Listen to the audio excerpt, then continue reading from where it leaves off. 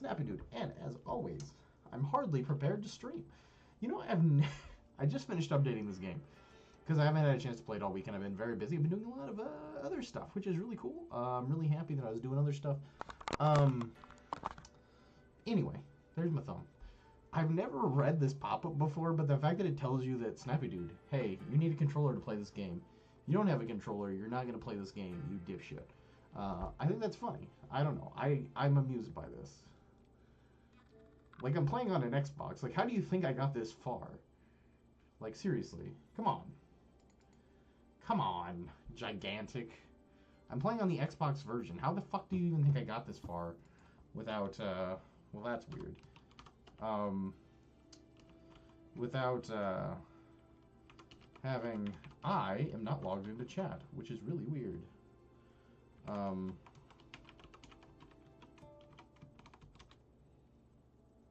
There we go. Now I'm logged into chat. 1, 2, 3. All chats are working. Good. Thank God. Oh shit, I closed it. I'm gonna be pissed if I have to type in my fucking shit again. Because normally it just opens, and I don't know why I had to type in my shit that time. But okay. Okay, here we go, man. Hopefully everything works good. Last stream was pretty good. There was a couple spots when I was rewatching the replay that were kind of sketchy. I've been having a lot of issues with OBS. And I don't know why. It's beyond me. I don't know why I'm having issues with OBS. It doesn't make any sense. There's no rhyme or reason to it. I just am. And it's driving me nuts. It really is. Matchmaking with crossplay enabled. So before anybody asks, I did not get into the Marvel Rivals beta, which is funny because I guess they have this thing. Pizza Face sent me this thing, this video, and it was by Moist Critical, and it's somebody else, and he's reacting to their video. But I guess there's a thing that Marvel made everybody sign to play in, or I guess Disney made everybody sign to be in that beta test. Because let's face it, that's not an alpha game. If you know anything about game development, Marvel Rivals is not in an alpha mode. It is probably in a beta mode. It might be in what we would have called a beta mode like 10, 15 fucking years ago, when we actually had betas, before betas turned into just glorified demos, which is basically what betas are now. They're just glorified demos. Honestly, I think it's probably just like a demo. I think it's probably more closer to like a demo. So I think we're probably pretty close. That's probably pretty close to the final version. That is not an alpha test. It's not an alpha version of the game. It might be an alpha test, but it's not an alpha version of the game. But I guess they had all these people sign this shit that basically said, hey, if you're gonna play this game, you can't say anything mean about it on the internet, or else we'll kick you out of the game test. And that's fucking insane. First off, I'm not even sure about the legality of it, but it's fucking insane. It really is. And I'm very critical of that. I had a video, and I talked about this last week, where I was planning on releasing a reaction to the Marvel Rivals trailer, and I didn't end up doing it. But just the character animations on it looked so stiff, and there was just other stuff that I pointed out in the trailer. Go watch the trailer. You can probably go watch gameplay at this point on people's channels. But there was just a lot of little stuff. Like, the way stuff broke just seemed kind of ridiculous. And, like, it would get shot, like, once and just break. Which, I don't know, they might have set that up for the trailer. But, like, just character movements and stuff just seemed really, like, not fluid. Which is a big shock coming from a game like Gigantic, where everything, all the character models and all the character animations on this game are so critiqued. It's kind of crazy to see any other game sometimes. Like, most of the time you get a AAA games, most of the time you don't have that issue with. But seeing a multiplayer game, especially a game it's funded by Disney and Marvel, released with such shitty quality in that regard is just kind of sad, especially when it's another hero shooter. I think that's what's so shocking about it, because coming from this game, yeah, all the heroes, they're very meticulously created, you know. I think even the new devs, I think they did a pretty damn good job with the characters. Like, I don't think it's quite as much love as Motika gave characters, but I still think they did a good job getting Roland and Kajir out and making them look good and making them playable. And when I look at Marvel Heroes, my foot is itching like a motherfucker right now. Contact dermatitis for the win. But you know, it's just crazy looking at these like character models that are just, wow, is it not gonna let me find a match? This is crazy. Has the player count really just dipped that much in the last 3 or 4 days? That's just crazy if that's the case. I feel like it's something with this update. Because I saw somebody else on the Discord today saying something about... Because I haven't played since this update came out. It came out like Friday. But I saw somebody else on the Discord say that they've had really long wait times since the update. So hopefully it's just not an update thing. Because if it's like an update glitch, I'm going to be kind of pissed off if we sit here all night and I don't get a match. But I can't imagine the player count has dipped that much. But back to Marvel, because I want to talk about Marvel. I do. I think it's insane, first off, to have anybody sign some kind of NDA that says if you say anything mean about them, you're going to get kicked out of the beta. That's just dumb. If your game is in that piss poor of a state, that you think that many people, that's because that's what you're telling me. You're telling me that many people, you're afraid that this game is so shitty at this point that there's going to be a ton of like negative commentary about it, and you are fucking afraid of that, and so you are blocking people from saying anything, and I think that's fucking ridiculous. If it's that bad and you're that worried about that stuff, then maybe you shouldn't fucking release an alpha test, and maybe you should I don't know, work on the game some more. It's just insane to me. Just this whole desk is going to collapse someday. It is not built for the weight that I have on it. Every time I bump it, it wiggles a little bit more than it did the day before, and it freaks me the fuck out. But yeah, like who does, like, just work on the game more. If you're that worried about it, then don't put out the alpha test. And if you're that worried about it, but you still need people to test the game to like figure stuff out, because that's definitely what Gigantic should have done, is they should have had more testing. So I completely understand like the need for like a studio to have more testing. That's not an issue. But if you don't want it to be like public testing, then have a closed test. That happens all the time. Have a closed test. That's what Gigantic did last year. It's what they should have done more of. Gigantic should have been closed testing from, like, I don't know, January until this fucking game released, and we wouldn't have half these fucking issues. It's just insane to me. They had a whole, like, that's the thing, and I say that about Gigantic, and I'm gonna, and it ties into Marvel Heroes too. Like, Gigantic, if they had said, we're gonna release this game in January, if they had said that, and then had fucking closed testing until the game came out, they could have fixed a lot of these issues before the game ever released, and nobody would have been mad about the issues. Nobody goes into a test and really gets mad about issues because they understand that it's a test and things need to be fixed. When people get mad is when you make them pay $20 and then there's issues. So like a lot of these things that people are mad about right now with Gigantic would not fucking be an issue if they had just tested and had the same exact issues. It's just fucking insane. And that's what Marvel should have done. If they're that worried about having like issues exposed, then I would say if they're making people sign shit, that if you're not confident enough in your product that you have to put out something like that, then you shouldn't be putting out your project and you should be working on it more, or you should be having a closed test. One of the two. Don't have a public test and then bitch and moan and threaten people with legal action if they talk about the state of your game in a negative way. Also, what constitutes negative? It's just stupid as fuck. Jesus Christ. But yeah, I don't know. I watched some gameplay for Marvel Rivals. I wasn't thrilled about it. A lot of the complaints I had in the video that I did not release, this video where I heavily critiqued Marvel Rivals, I wish I had released that video now, because at least then I could joke about that's the reason I didn't get an invite. But that's not the reason I didn't get an invite, because I didn't release it. But a lot of the things I said were like I said, character animations. Hey, they just look so stiff, and a lot of the gameplay just doesn't look good. It kind of looks like a phone game or a mobile game, just like slightly better. It just looks like the poor man's Overwatch with like a Marvel skin.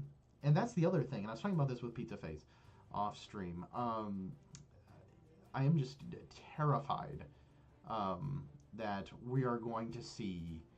Oh Jesus! My first game in like a week. I'm gonna do terrible.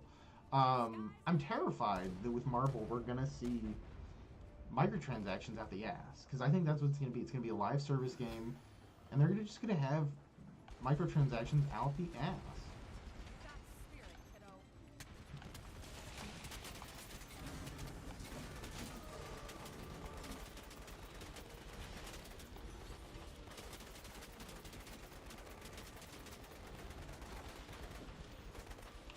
And because that's what they're gonna do. They're just gonna have like all kinds of character skins that they're just gonna sell left and right, and that's gonna be the whole shtick. And they'll probably shove characters out left and right for a while, and it's gonna be like 90% of the shtick is.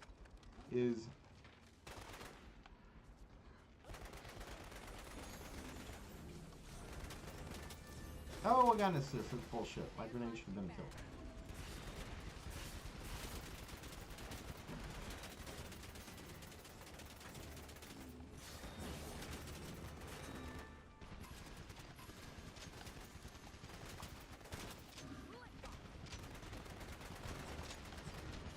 I knew he was hiding there. I was like, I didn't see him go back the other way.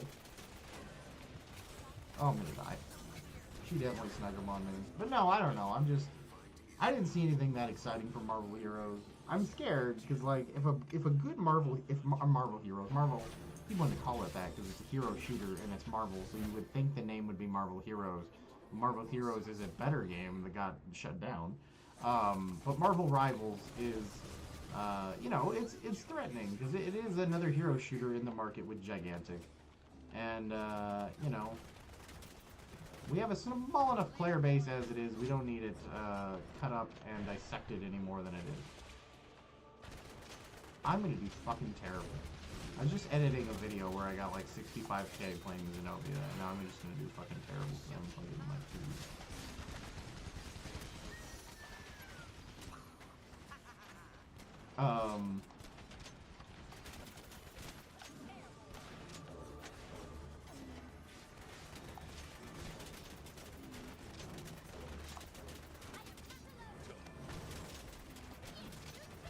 Damn it, another assist. Ah. What the fuck? Leave me alone. Heal me, tree. But no, I don't know. I just, like, the gameplay in Marvel Rivals just does not look impressive to me. The fact that they're, that NDA is just ridiculous that they made people sign.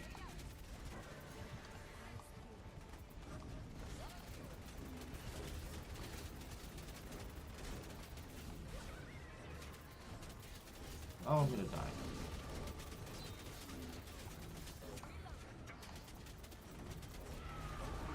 Oh, that was just dumb of me. But hey, we got a bunch of damage in on that thing. I don't know. I would like. There's a part of me. I'm very conflicted because I like Marvel a lot, and there's a part of me that would want Marvel Rivals to be good because I'm like, I'd play the shit out of a good Marvel hero shooter. That sounds fucking amazing. I like Marvel. I like the characters. I think it's cool that they're putting somebody like Magic in it because I didn't think she would get screen time at all just because of who she is and the fact that she's just kind of a lesser known character. If you're going to pick X-Men, you wouldn't normally pick Magic.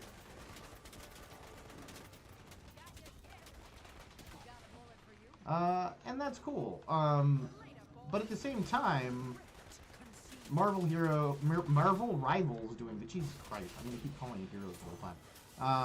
Marvel Rivals doing well would cut into this game, and that would also make me sad. And I like this game infinitely more, so I think I would rather see Marvel Rivals fail.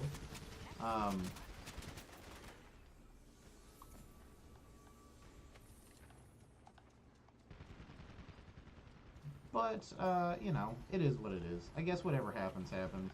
Right now, I don't see it threatening this game that much. I didn't see... A lot of the people I even saw talking good about Marvel Rivals just didn't seem to be, like... I don't know. They didn't seem to be genuinely excited about it. Like, a lot of them seemed like they were forcing nice things out of their mouth. Like, they would say, like, oh, yeah, the gameplay's real fun. And then they'd kind of, like, not be able to explain why they thought it was fun. They'd be like, yeah, it's just a solid game, and Overwatch sucks. And then you're just like... They'd, like, try. They'd be like, well, the characters feel, yeah, they feel okay. You know, there's some issues, but yeah, it's a good game. It's a good game. It's got some issues, though.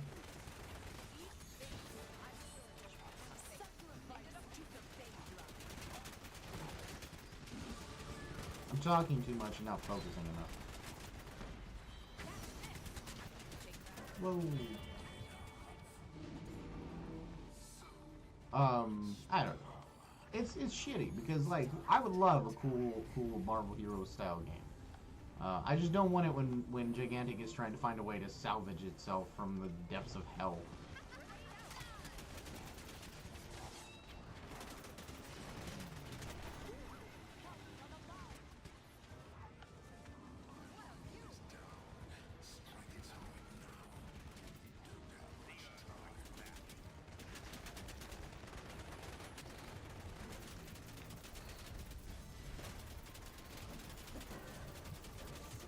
All I wanted to do was some damage.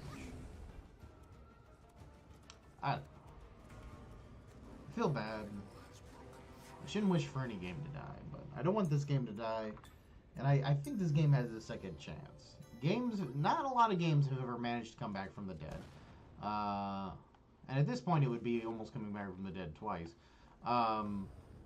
But not a lot of games have recovered from shaky starts. Like Cyberpunk, No Man's Sky have done it. But I think so far, I think this game could. I see a lot of interest, and I don't see a lot of people complaining about the general game itself.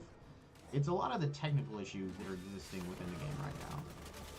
And they've been slowly clearing those up. Like, there's less and less after every patch.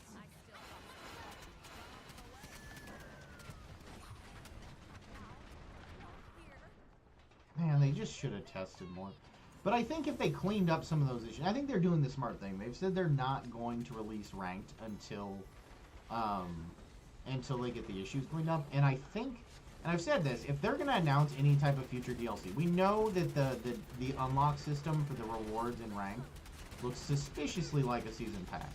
So if they're going to announce some type of Season Pass style thing, it's going to be when they release Ranked.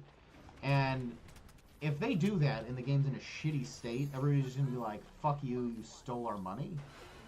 And so the one way they could turn this game around, because that's one of the other big complaints you see, is people going, well, there's no future for this game, there's no DLC. So if you're gonna say, well, yeah, actually there's gonna be DLC, we're just gonna have season passes, but it's not a live service model. We're not gonna charge you for every skin that you buy.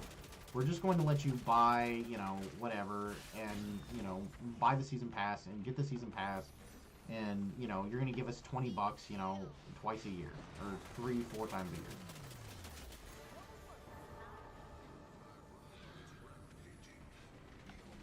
Oh, no! Why did none of you go attack the fucking thing when we had a chance before?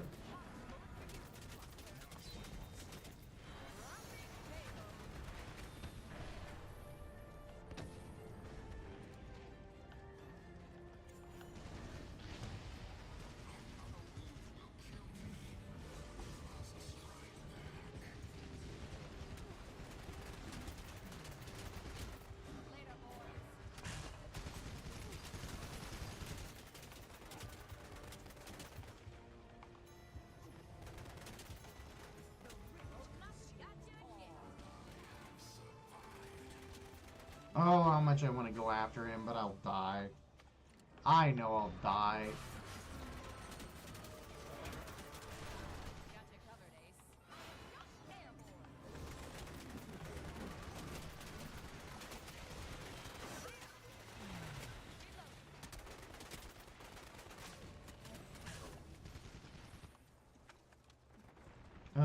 push them all back.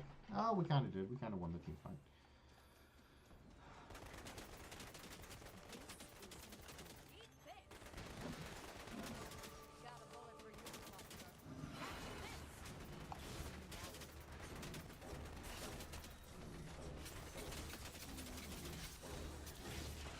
Let's run away.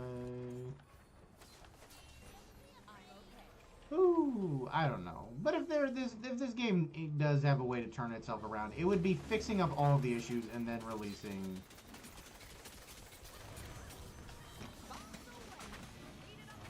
And then releasing ranked mode. I think if they did that, and I think if you made a big deal out of it, and I think if you said, you know, we're sorry about the rough start, here's ranked mode with this big new update, yada yada, I think you would at least get some of the people to come back and boost the player base up and maybe start a turnaround. I don't know.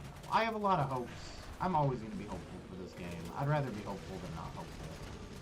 Being negative doesn't accomplish. Being positive really doesn't accomplish anything either, but I don't know. I'd rather be positive. I'd rather have hope for the game that I like than being negative. So, fucking,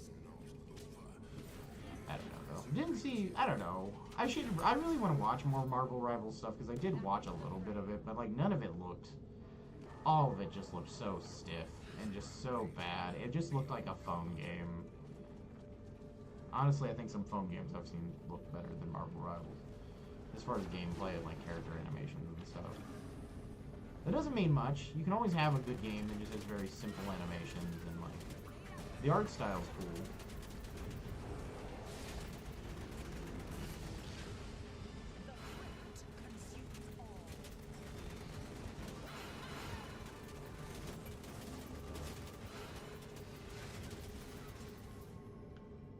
God damn it. That was a game we should have won. And I can't even say I did well, because I didn't do super well. Longest kill. I bet I definitely got the most Guardian damage on my team. Oh, no, I didn't. I got the second most Guardian damage on my team. That's something. 28k damage. Not quite what I would have liked. Almost had a positive kill. I'm just gonna accept the fact that that was my first game in like since Wednesday or Tuesday whenever I streamed last week. So that's not true. I might have played the day after that. I don't know. Hopefully matchmaking isn't slow again. I don't know.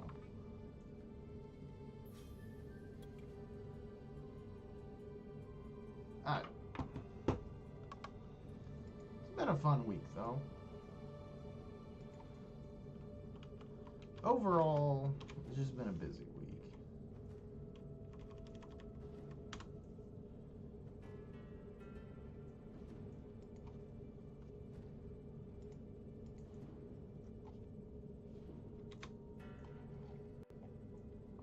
Had a lot of adult stuff done. Didn't ever get my yard supplies delivered.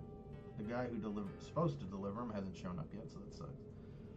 How am I supposed to make my yard beautiful?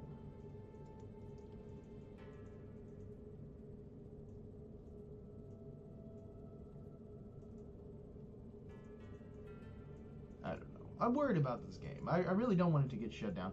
I don't know how low the servers have to get before. How low do the servers have to get before the devs say just fuck it? And it worries me because they have ranked mode. Like, I don't know. Would that qualify? Like, as like a Steam refund? If they didn't release ranked mode, since it was essentially promised to be in the game and it was a DLC update that never got released, do you think Steam would let people, do you think if there was enough people that were like, hey, let us have our money back, they'd let us have our money back? I'm not saying I would do that. Like, I don't mind the fact that I supported the game, but if the game shuts down after 2 months because there's not enough people playing it, I think that's kind of bullshit. And the shitty part is I know there's people that want to play this game. Like, I have several friends that want to play, but they're on... Xbox, I think, is clearly, as of right now anyway, from what I can tell talking to people, the dominant console, that is the dominant system to play this on. Like, it seems like when I talk to people, they're either on PC and they have problems, or they're on PlayStation a lot, it seems like, which is not surprising. This game was not on PlayStation before, so it makes sense that it would struggle on a PlayStation.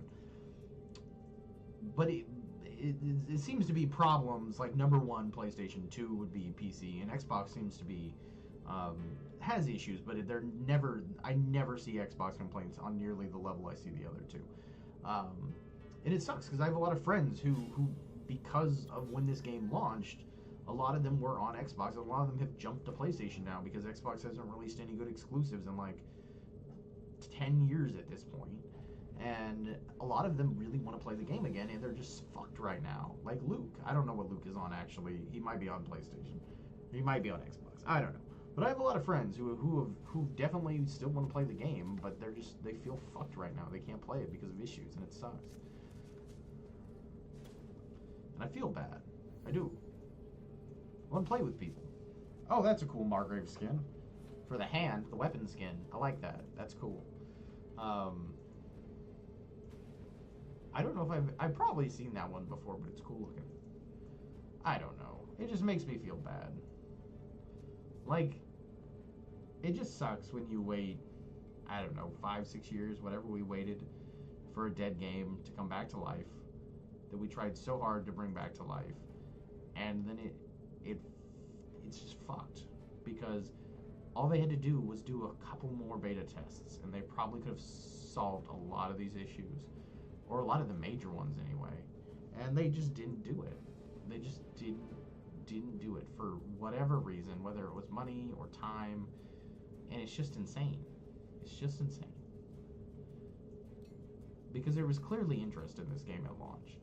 I mean, if you consider the fact that PlayStation and Xbox probably have a slightly higher player base, just because of stats we know that console players were a little bit higher on this game, have always kind of had a little bit slightly higher presence on this game. But even if you say they were equal, the game launched with like 5, 6, 7,000 players or something. Let's say it was 5.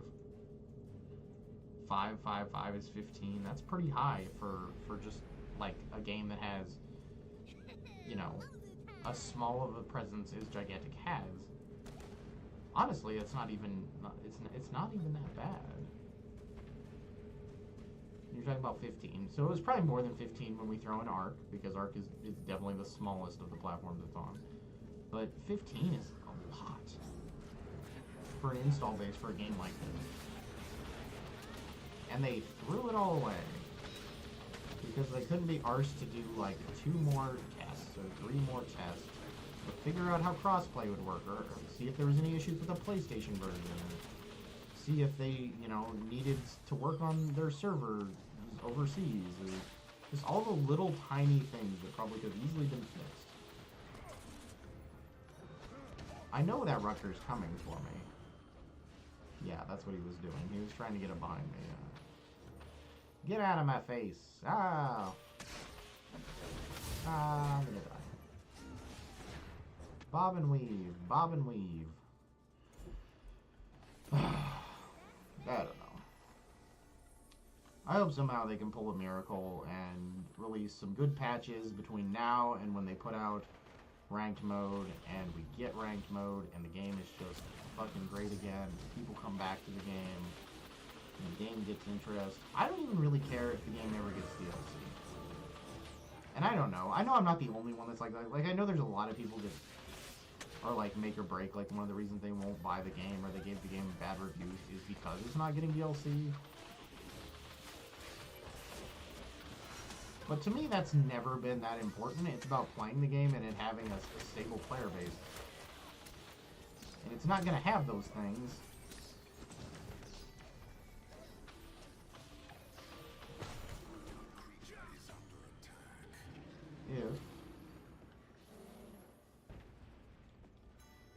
If they can't fix the issues.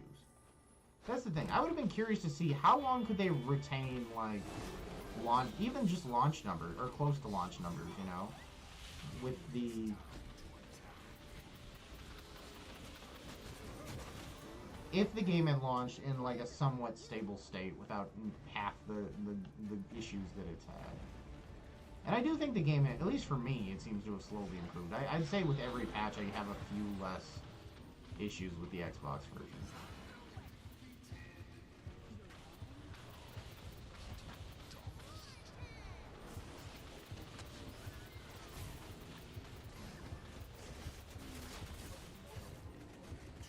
I would rather not die. I would rather not die. I would rather not die.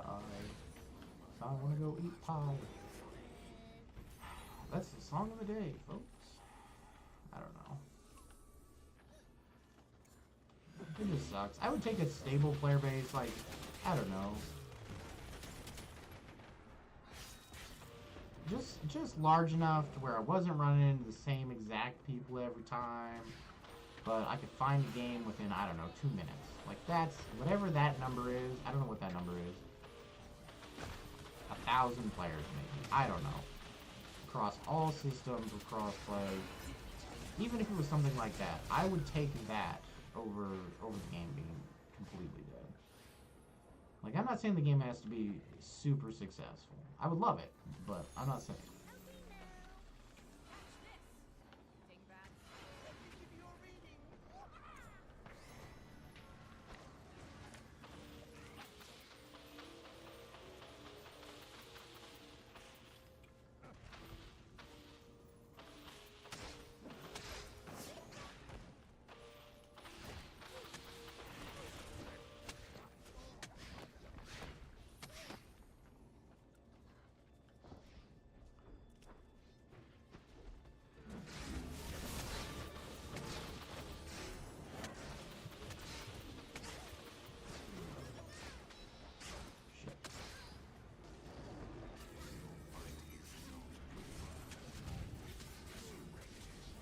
I don't know, we got into a match this time pretty quick.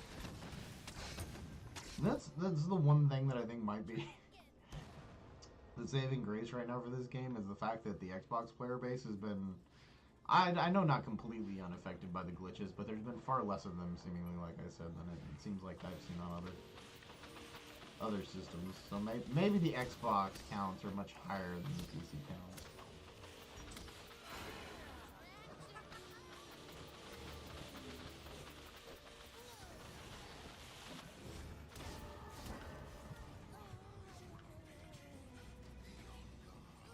Man, heal me, tree. I'm here.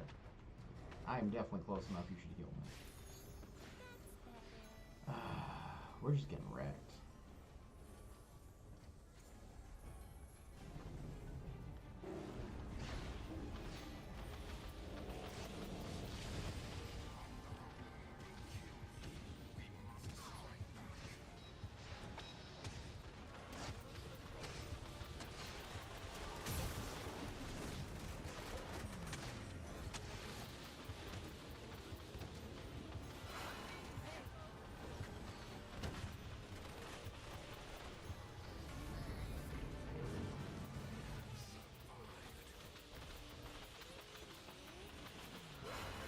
Yeah, I got him before he ran away. Fuck yeah. 2-1. 2-1.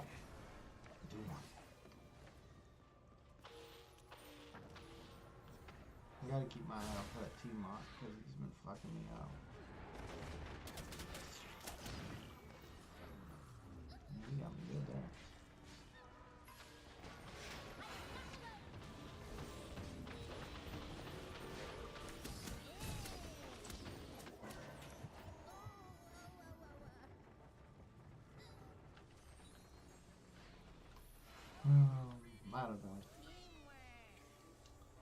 I don't know.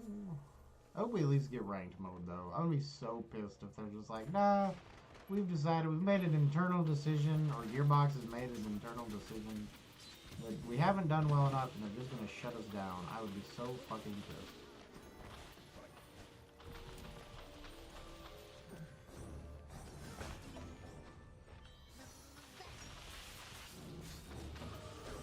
Damn it, I was really hoping I could get Rutger, and he's so close to me. Do a loop around.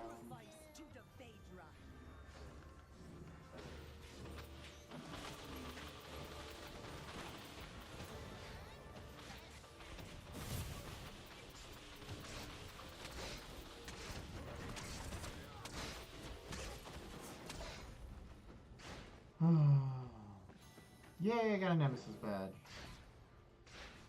Me and that team we're gonna have words at some point too much. Now Yeah, I got him.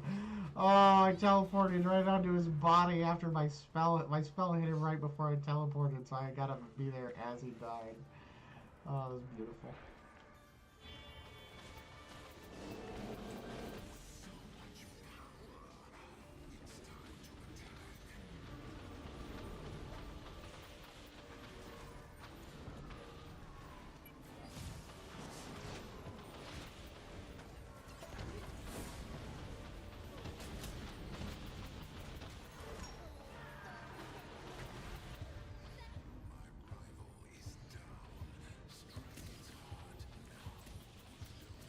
Oh, I'm probably gonna die. Oh my god, 45 health. Oh my god. Somebody could spit on me and I'd die. Oh, we got out. Oh, we got out. We're winning though, we're winning. This is a good back and forth.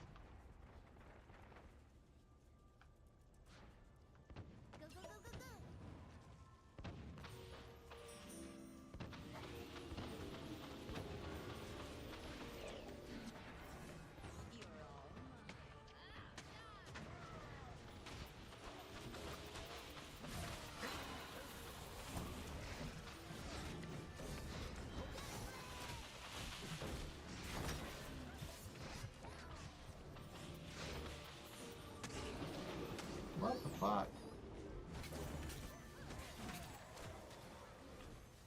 Maybe she shot before my energy shield went up? I don't know.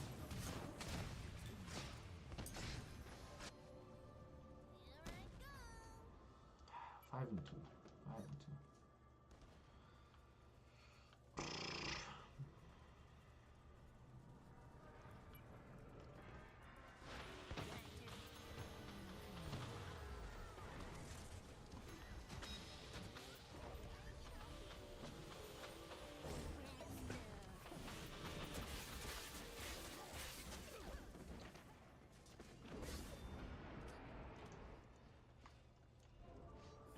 Thought I was forward enough that I could do this. Apparently I wasn't.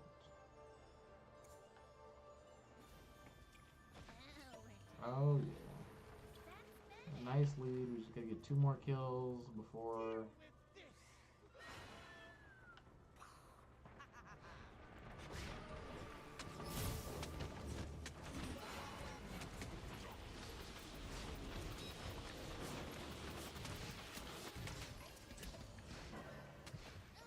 Oh my gosh. Me and T-Mont, man. Me and T-Mont. We're gonna have strong I'm gonna send her a strongly worded email as soon as this match is over. Oh my god. All we had to do was get 2 kills, guys. 2 kills. And y'all fucked that up.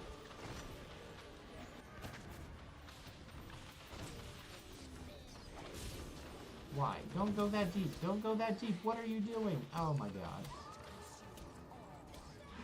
Oh my god.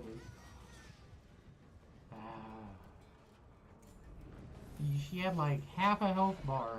I get why she was chasing that person. The person had low health. But when you have half a health bar and our energy meters are that fucking close, man, just fall back. Fall back. Nobody's gonna hate you. Nobody's gonna like talk shit about you falling down.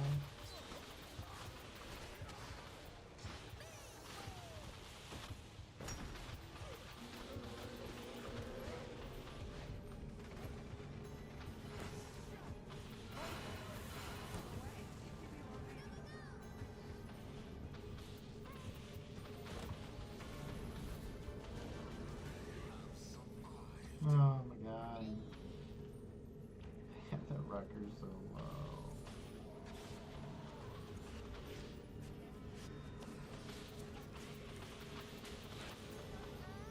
There we go.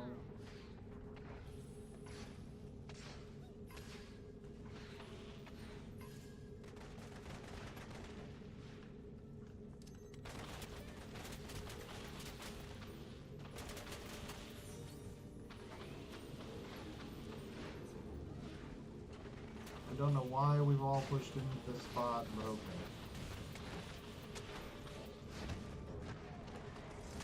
Whee! go. Waddle, waddle. Waddle, waddle. Waddle, waddle. And the duck walked up to the lemonade stand. And there was a Snappy at the stand, and he said, I don't even serve lemonade here, it's only hard liquor.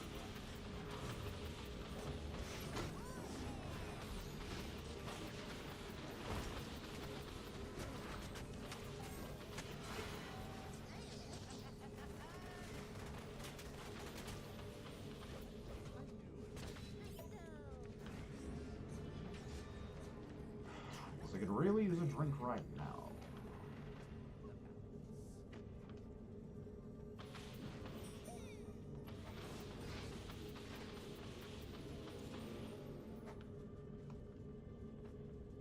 Goodbye, T-Mot. Did she just use her rocket thing to get away from them?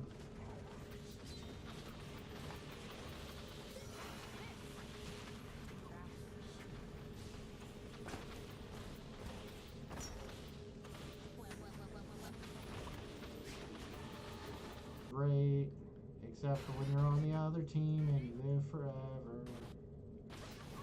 I don't want to have all my health drained right before we get back. How did we get 50 and they got 100? They probably got multi-energy.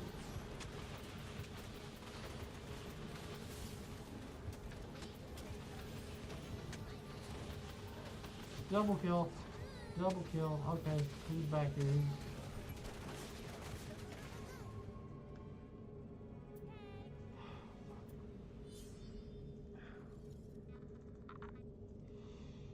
Man, that was a match.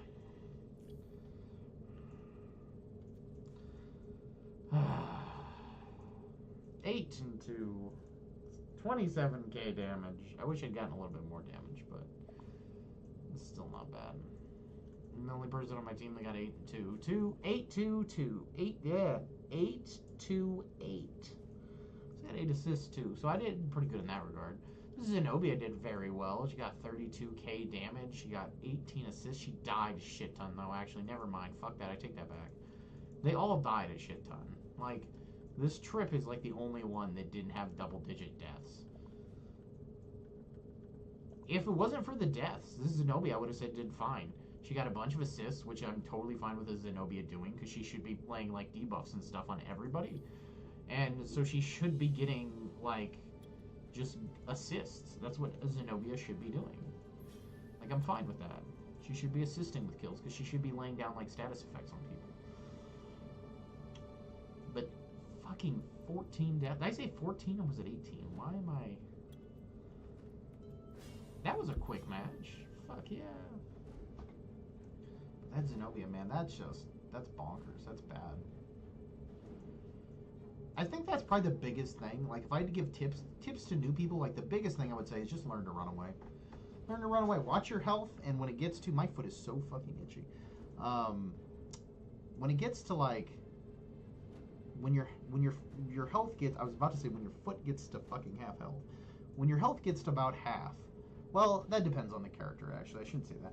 But in general, just figure out whatever character you're using, there's probably a safe amount of health for them to get to before you need to fucking run away.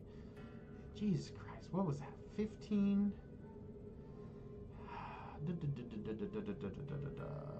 14 deaths. That's just so many. I don't think I've ever died 14 times in a single game. I don't know if I've ever broken double digits in Rampage Edition, at least. I couldn't say for the original, but I don't know if there's ever a match. I don't think there's ever been a match in Rampage Edition where I have broken double-digit deaths.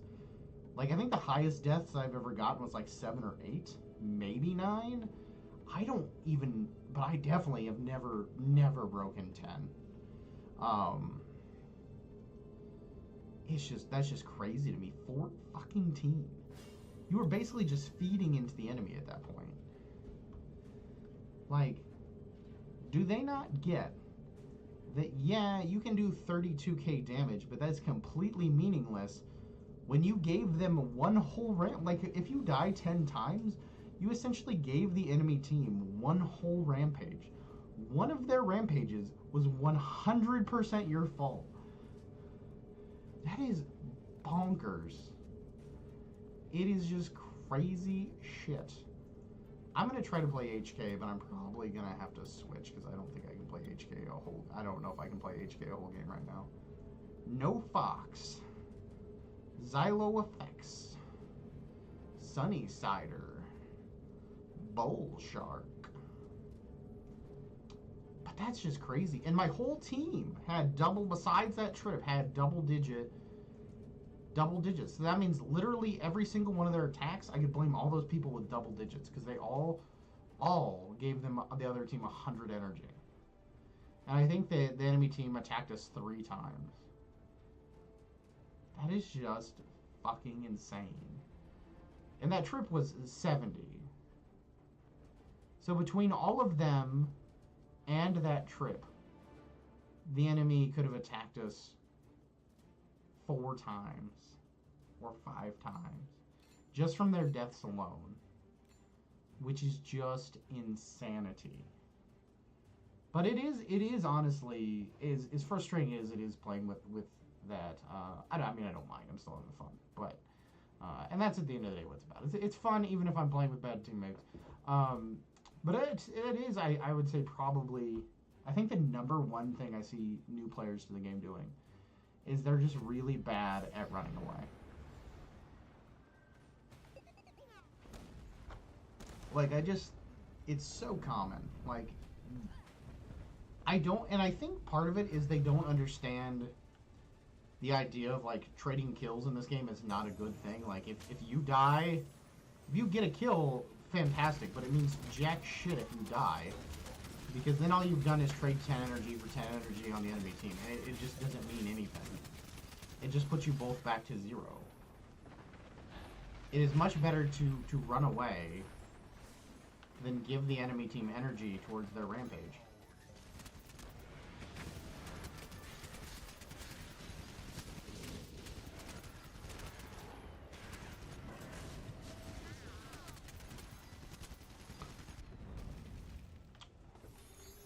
It's just crazy. I don't know. I feel like if this game was doing better right now, if it wasn't just mostly the hardcores playing, I probably would put out some kind of like, these are Snappy's tips for playing and playing well. Don't be a jackass. Number 1. Number 2, don't run across enemy lines. Snappy is very guilty of that. Like, if you go back and watch a lot of my gameplay for matches where I do bad, a lot of times the deaths I'm giving up and stuff are because I chase kills that I don't need to chase. Like that guy. Not that guy. I wouldn't chase that guy. Fuck that guy. He's a Rutger. I could chase him all day long and he wouldn't fucking go nowhere.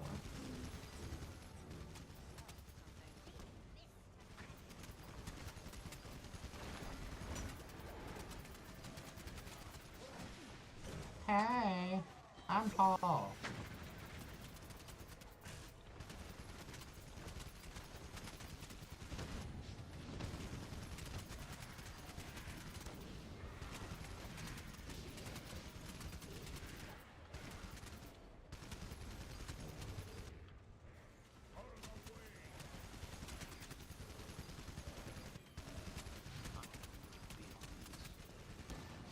Oh, no! Bullshit. That was mine.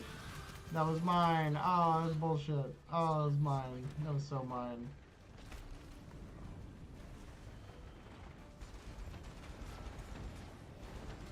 I'm just gonna sit here for a minute. Ah, unless that happens.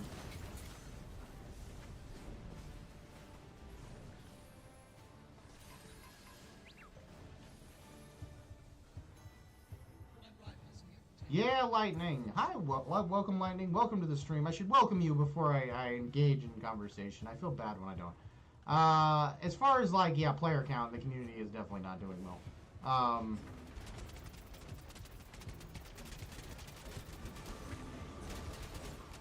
And it sucks. It does. And I don't know what would change that, Lightning.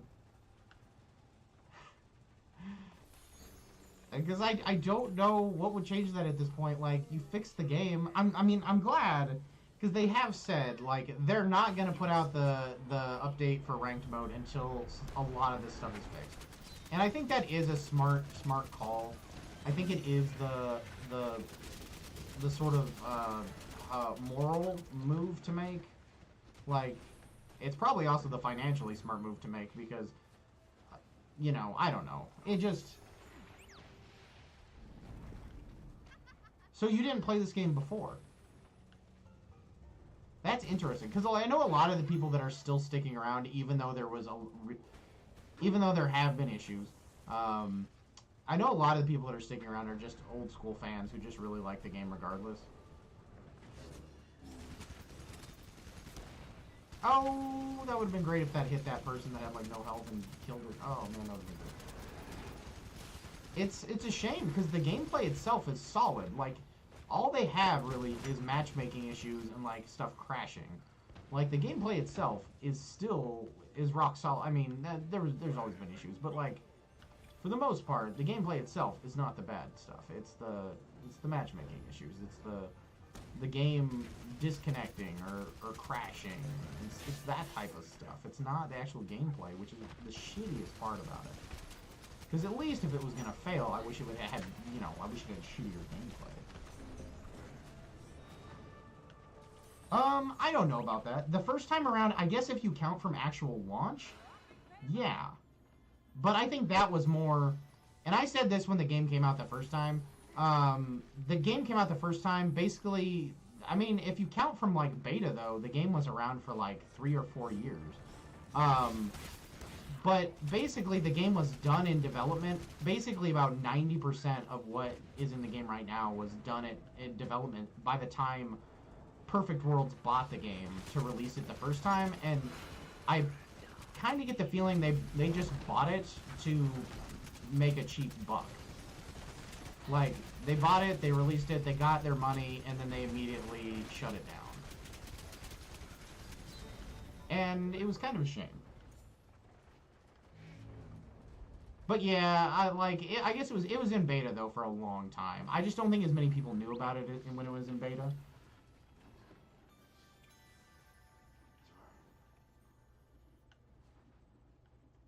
I think it is. I don't know. I don't like typical MOBAs. I like hero shooters, but I like MOBA elements. Like, I like the RPG stuff that's in MOBAs. I just don't like their gameplay. I don't like the top-down, like the isometric view.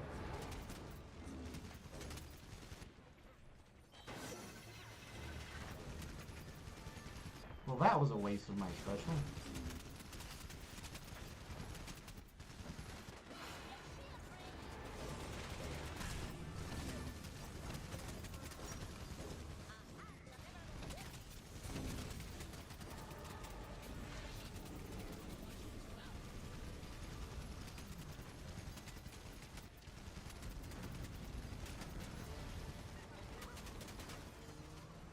Yeah, double kill. Oh, I'm gonna die. Oh my god, that Beckett special shoot. The League and Paragon, the gameplay just seems better as it isn't so pushed towards and control the map. This has the whole gigantic creature fighting system. And I agree with that. I like the gameplay. I like the game. The game mode is confusing, especially to new players. I mean, it's better. It sucks to say this, but it is. The tutorials are so much better than they were when I started. Like,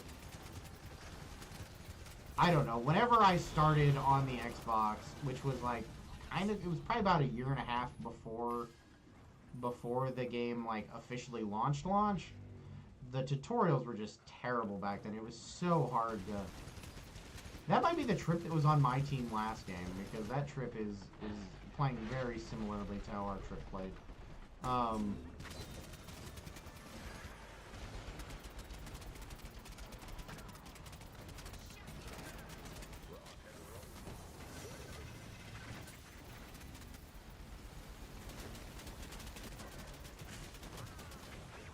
Damn it.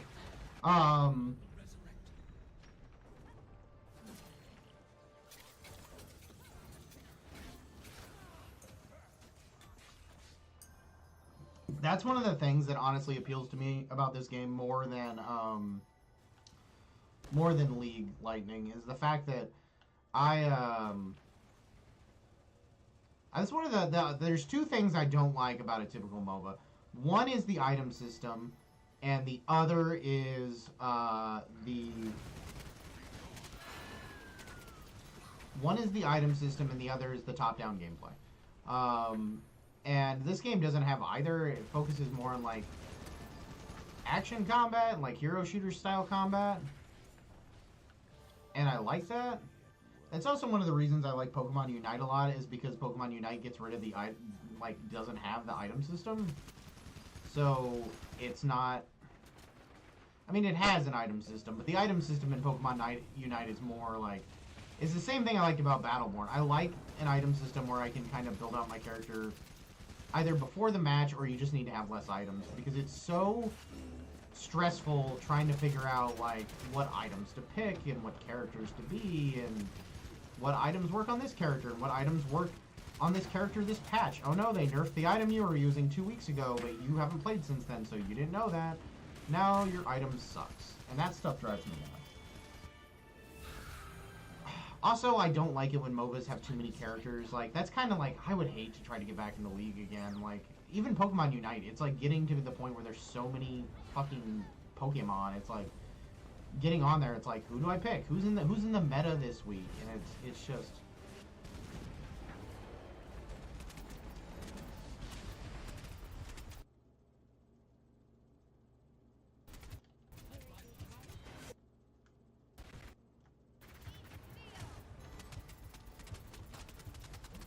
I'm just gonna sit here until I die, or until their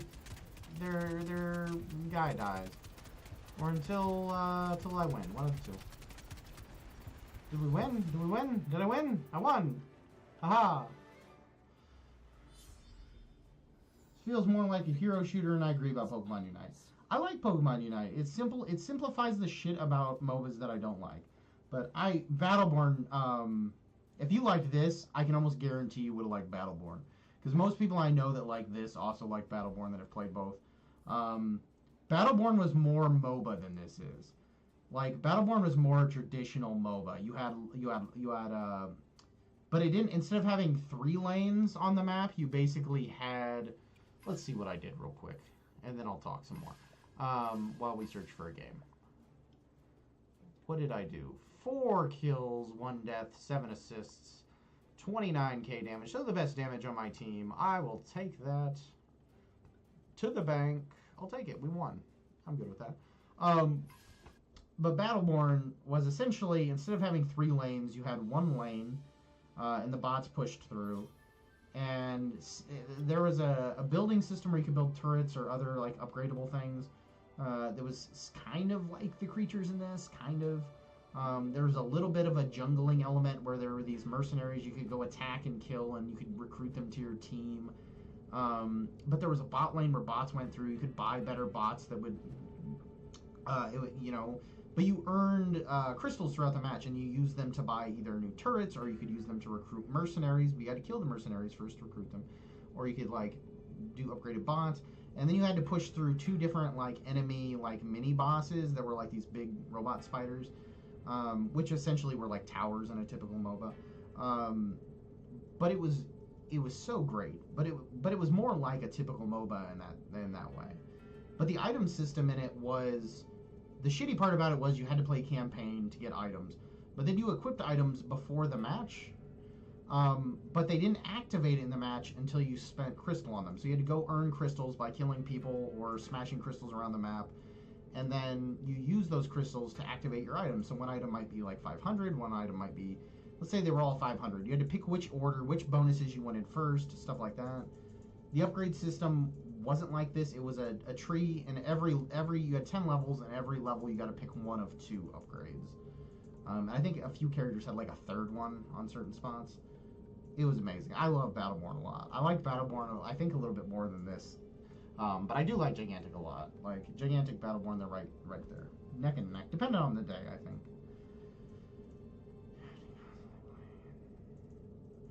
For sure, you have to constantly play it, or you can't enjoy yourself because of the non-stop changing. It is. It's really tedious.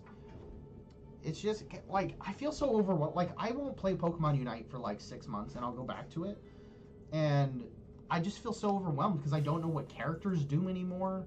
Like, I don't know how to approach any of the new characters. And I'm not saying they shouldn't have new characters. But Pokemon Unite does, like, I think at this point they're doing, like, 6, 7 characters a year. And it's just fucking crazy. It's like, because they have one every season, and a season is like 2 months. So that's like 6. Then plus they normally release one on like the anniversary, and they normally release one on like the anniversary of Pokemon too. So there's like 8. It's just crazy. I was considering getting Gigantic, but I just hopped in to talk about the game and whatnot. While doing so, I checked the Steam. It's roughly 400 daily, and that feels bad. It is bad if you look at it that way, but we don't actually know what the full numbers are. This game has always had a higher player count on console, and it does have crossplay. So, even if you assume that the console numbers are probably roughly equal to 400, that's 1,600 probably a day. I don't know. I don't have trouble finding matches, but I'm not going to sit here and tell you to buy the game. I would love more people to buy the game, but at this point, I'm not going to tell anybody to buy it because I understand. I wouldn't tell anybody to waste $20 and then get it, and then maybe you have some of the technical issues that some people have, or the server doesn't work. Like, I know a lot of the foreign people that are outside of the United States are having server issues. It's on console. It's on PlayStation and Xbox, Steam, and Arc, and they're all cross-play compatible. But it's such a hard, like, when the game first came out a month ago, I would have told you buy it. It wouldn't have been a question. But now with the player base so low, I would feel so shitty if I told you to buy this game, and then like a month from now they're like, oh, there's not enough people, we're shutting it down. Oh, so 13.59 ain't terrible. I mean, it's a fun game. I don't know. I just wouldn't feel bad telling somebody to buy it at this point. I think it's fun. I got to play it the first time for free, though, so I knew what I was getting into, and it was one of my favorite multiplayer games of all time. It's like up there. I have like, if I had listed my top 5 multiplayer games, it's like Gigantic, Battleborn, probably the Shadowrun shooter from 2007, like Gears of War 2, and probably Modern Warfare 4. I don't know. That's probably the top 5. I don't know. It might be different. So, like, I already knew that it was one of my favorite multiplayer games of all time. And I've already put, I don't know how many hours into it at this point since I started playing it, since it came back out. So, to me, I've made my $20, and I knew what I was getting into. So, yeah, and that's a lot of people.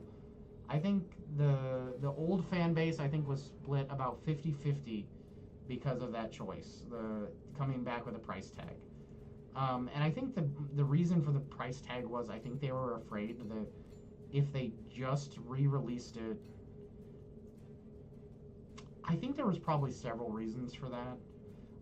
One of which, I think, how do you re-release, because they don't have any of the old server information, so they don't know, to a large extent, they probably don't know who bought, like, they might be able to tell who bought the game, but I don't think they can probably tell who bought all the skins and what skins you bought, and they don't probably have any of that stuff anymore. So you re-release the game as free-to-play, and then you have to listen to all the old fans bitch about how they bought this skin 6 years ago, and now they have to pay for it all over again, and I think that would have been an issue.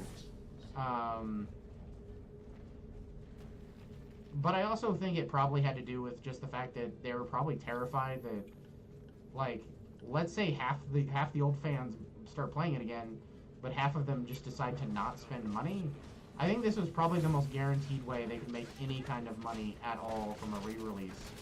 And so that's probably the reason they did it. But I don't know. To me, it was worth it, though, because like I said, it was like, I don't know how much I spent on this game the first time, but I spent a lot. Like, I bought the 35, because the first time out, you could buy, I think it was called the Founders Pack or something, and it was like $35, and you got the, that was a terrible grenade thrower. God, I hate the grenades on Beckett sometimes. You got $35, but you got all the characters that were out at that point, and I don't think you got all the skins, but you got all the characters that were out when the game was launched, which is a silly word for it, because it really, all launch was an update to a game that was already out anyway. I think maybe one of the versions actually launched that day, I don't know. If you get it though, and you ever want to stop back, if you ever decide to bite the bullet and buy the game and you stop back past, feel free to stop by and play. Most nights there's some like Nakasura or like Tryhard or Gerhard or somebody in here playing with me anyway. But yeah, I don't know. I'm torn on that. And what do you like? Because Battleborn did that. Battleborn just made a lot of dumb mistakes.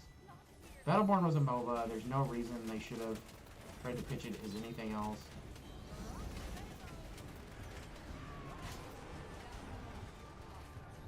But Battleborn launched as a $60 price tag, and I still think to this day, Battleborn would have done much better. Well, Battleborn had a lot of issues. I don't want to go into all the issues of Battleborn, because I'd be sitting here talking all night.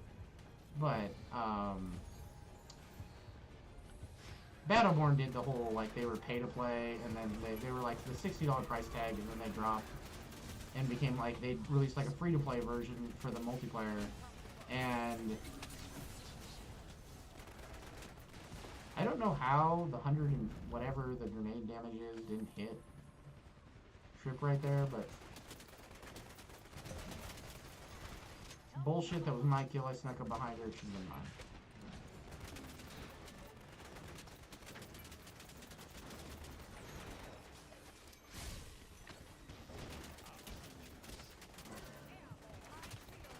Uh-oh.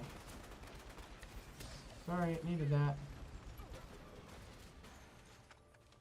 Yeah, you go, Margrave. You get those. I'm gonna go heal by the tree.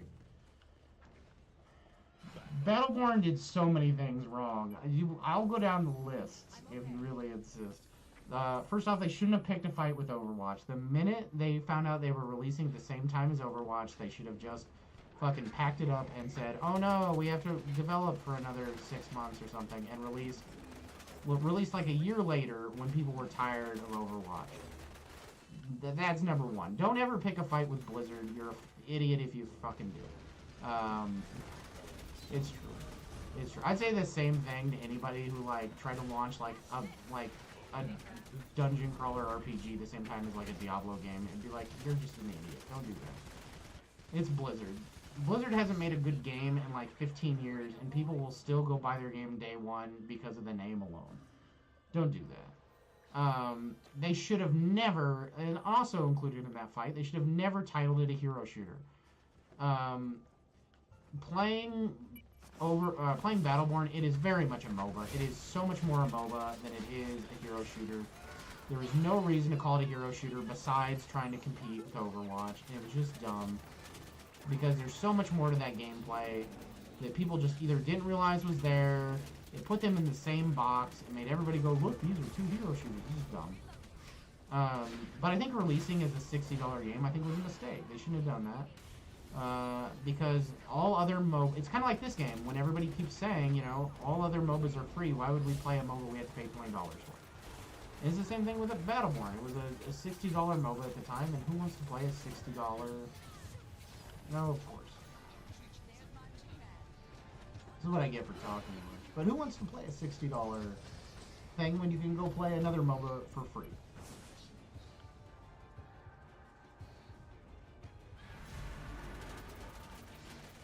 Well, that was trippy.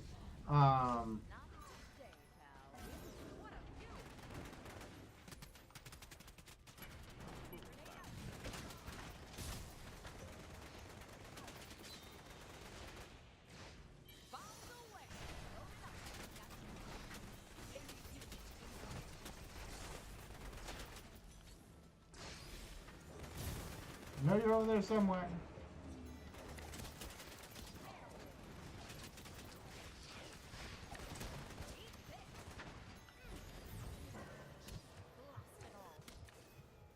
Damn it. Oh, I'm just doing terrible this game. Probably because I'm talking so much, but... Yeah, exactly. Why spend money when it's free elsewhere? And then, when the sales started plummeting off... Also, Battleborn had a lot of, like... They had, like, 2 or 3 game types. And the other 3 game types were very, like, standard shooter game types. And it made it so that you had people that played those, but if they went into the main game type, which was the MOBA game type, it was very different, and they just couldn't play, and it just sucked. This has Rush, but Rush is got enough of the same mechanics as the main game type that Rush really isn't like super different. You don't have the creature summoning stuff, and you don't have 3 hearts. Rush is kind of like playing the game on, is like playing the main game type on like the final heart of your Guardian. It just kind of speeds everything up. It takes some of it out, like, but the game types in Battleborn were just completely. There should have only been one game type, and it should have just been the MOBA game type that they had.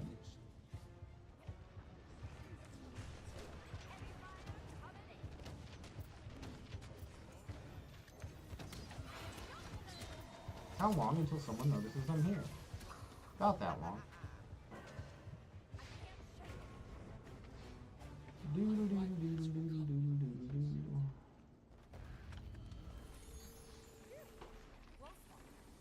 But yeah, I don't know. And it was just, you know, then when you go free to play after you've been a $60 title, there's tons of people that, first off, there's people that would try it, but they'll just never know because the first thing they ever heard was the game is $60.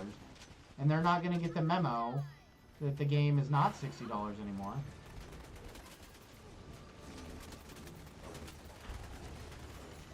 Yay, we killed it. You know, and at that point the player base was so low. That's one of the things. It's so hard to come back when you have a low player base because, like, if people start, once people start coming in the game and it's like a 20-minute queue time, this is not a 20-minute queue time. This is much better than Battleborn was at the end of Battleborn's life. But, man, I'm talking too much, but I don't care. Whatever. I don't get fun conversations every day like this. But it's just like, you know, it's hard. Nobody wants to come in and give a game a chance when it has like a 20-minute queue time or a 30-minute queue time. And so at that point, how do you bring the game back when nobody wants to stay in it long enough? This game, I think it's still, with as long as crossplay is turned on, I haven't played with crossplay turned off in a while. But as long as crossplay is turned on, I don't ever wait more than a couple minutes for a match right now. I think the longest I've waited is like maybe 5 minutes. Maybe. But it's like once you do get to those really long queue times, and Gigantic was there the last time Gigantic was out, then it's really hard to bring back a multiplayer game. Unless you have some like majorly like big expansion that is just so impressive that it brings back a shit ton of people one time. But it makes it really hard to like slowly make a comeback at that point because nobody wants to hang around for like a 30-minute queue time, and then eventually, you know, a couple more people join, and then it's only like a 10-minute queue time, and then a couple more people join, and it's like a 5-minute queue time. So that's so hard to pull off because nobody wants to sit there for the 20 minutes to begin with. Right. But yeah, I don't know. Battleborn should have just had like should have just had the MOBA mode for the multiplayer free from the start. And it's kind of the same thing with this one, but I can kind of justify it because I don't know. Like I said, my favorite game. So.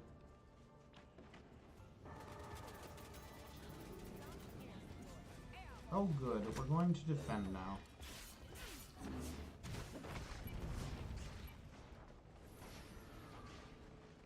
And I think you do get a lot in this game. Like, at least you get all the skins and stuff. And you get all the old characters. You get all the old skins. You get some new skins. You get some new characters. You get new maps. You get a new mode. And that's a lot. So I don't mind paying for it, but... I don't know. Maybe they'll give up and try to make it a pay-to-play model again. Or, you know, like a service model again. But I think they would have a hard time doing that because they haven't announced any type of DLC plan. They've just kind of left that very ambiguous and said, probably not going to happen.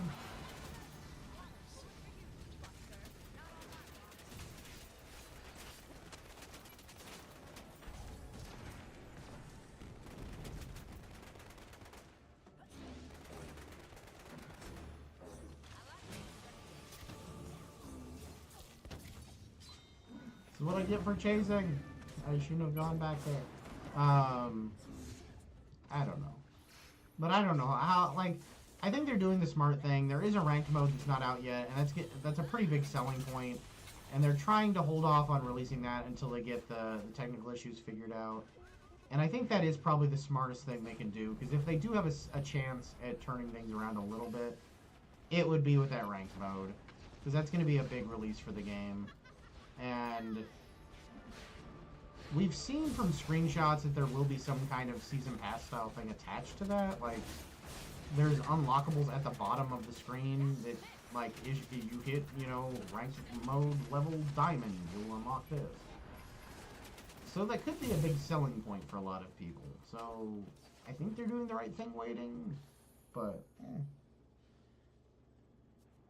it's not. It's not. And most of the time it's not a couple minutes. Most of the time it's like a minute. But it's been that way since launch. I mean, a lot of times it's less than that even, and then you get... The problem is it has one of those, like, ready things that'll pop up. It's kind of like Pokemon Unite, where, like, when you get thrown into a party or a game, it makes everybody click ready. And if one person doesn't accept it, it just cancels the game and makes you start searching again. I know you're up there. I saw the numbers floating above your head.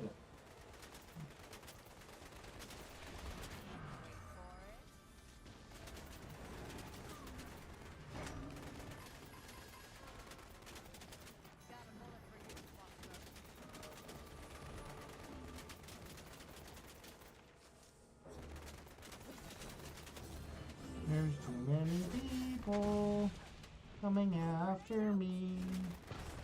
There's too many people.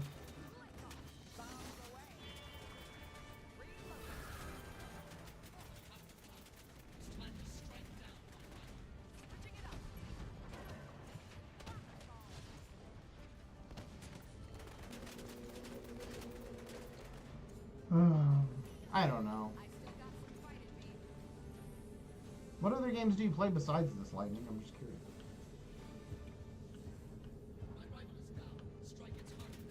Oh no, I'm not over there, and my health is low. What have I done?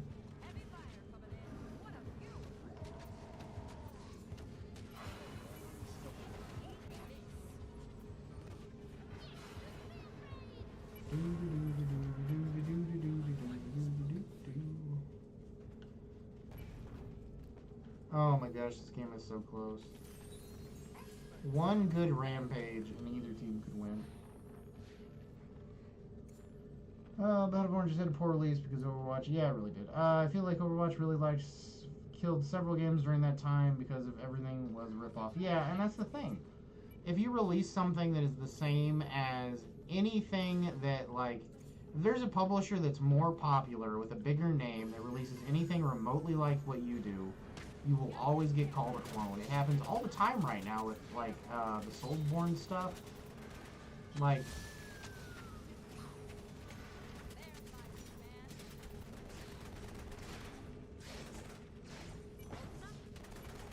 and it sucks. Because then when you end up in a situation like that and you develop a good game, you end up in this weird... That was kind of one of the other problems with Gigantic, is it... I mean... Gigantic, some of it was Overwatch, but some of it was also that, like, Fortnite and, like, PUBG were really taking off. Basically the same time that this officially released or whatever.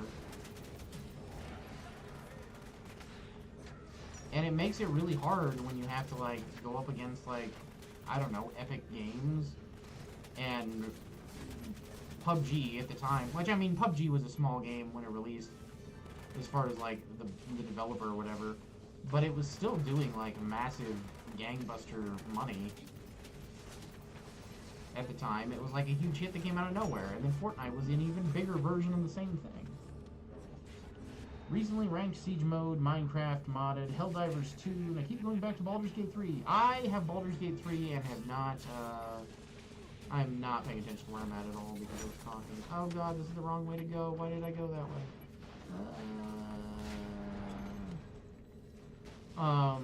I have not finished Baldur's Gate 3. I have it on my PC, and I don't play a lot on my PC just because it has a lot of issues. It's not the best PC.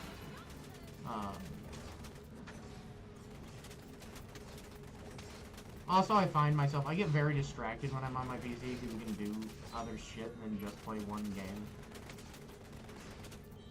And that makes it very distracting.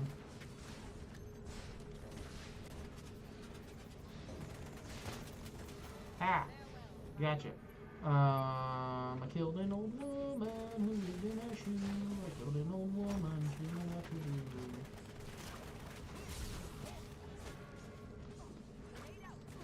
How did that grenade bounce past you?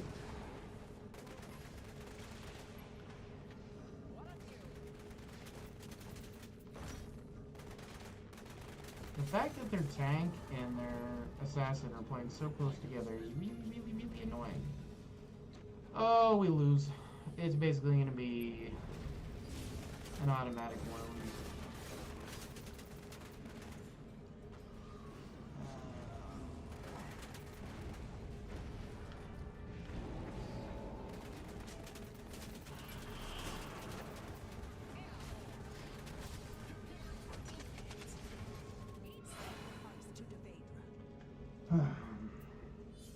But I've really liked what I've played of Baldur's Gate 3. I got it on Christmas, I think I bought it for myself, and I played like, I don't even know, like 6 hours that day, but I split it across a whole bunch of characters.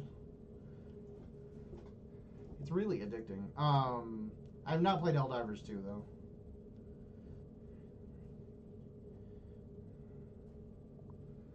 I don't even want to look at my stats. 3, 3, 12. I got a lot of assists. I got 52k damage. Holy shit. And this guy got 42. And this guy got 38. And this guy got 34. Our tank was the worst person on our team. Was I the highest person in the game? I fucking was. Go me. Go Snappy. 52. I'll take it. I was on Xbox for a while, then I switched to PlayStation, and then I went to PC. I'm kind of the same. I don't know. I was this close to switch. I've been an Xbox person since the 360. And I was this close to switching back to PlayStation because I was PS1, PS2, and then Xbox 360 and Xbox ever since. But now that PlayStation is releasing a lot of their stuff on PC, I just haven't found the motivation to, like, jump ship.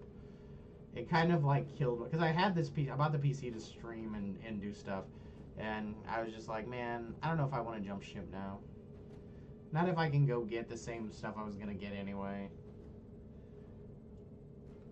I mean, I'm not happy with my Xbox. They haven't released shit in a long, long time. Pretty much since, well, we'll just say around 2011, 2012. I don't think they've released anything good since then. Some things that are okay. Some things that are, you know, close to decent, but definitely not, like, 360, they were just like chef's kiss. It was like, they were just churning out the titles. See, I'm the exact opposite. I cannot play with a mouse and keyboard. When I was a teenager in high school, before I got my 360 in high school, I was a PC gamer, and I was a PC gamer for a couple years. Just never was able to make it, like, never was able to, like, figure it out. My hands were just stupid when it came to mouse and keyboard.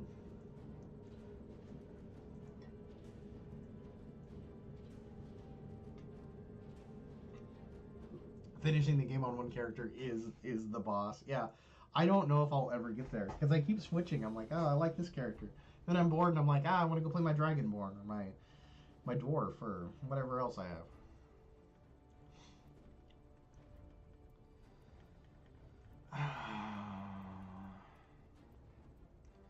Should I play Charna? No. Let's play HK again. I did good with HK in that other game I played.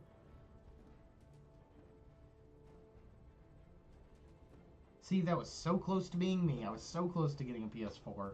And I've been really close to getting a PS5. And then I got my Xbox One X or Series X or whatever the fuck it's called. Their naming conventions are so dumb at Xbox. They should have just gone like 720. We'd be on like 1440 or something. It would make more sense than what they have.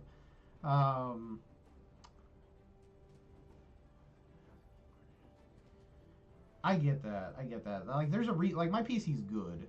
Like, when I built it, I don't know, over 10 years ago now. The only things I've upgraded since I built it, when I built it, were I put more RAM in it, because I think I had 8 when I started, and I upgraded to 32 when I started doing YouTube stuff. And I upgraded the. I mean, it's kind of at a point now where I just have to replace the whole motherboard to upgrade it much more. Because my processor is really like the shittiest thing on the computer, and I can't upgrade the processor anymore. But the only thing I've really upgraded, I upgraded the graphics card, and not even to like the most recent one. Like it was like a couple years model wise after the one I had. And it pretty much makes it where I can play just about anything. And normally I can play it on pretty good graphics. Like normally, sometimes it's the best, sometimes it's like the medium one.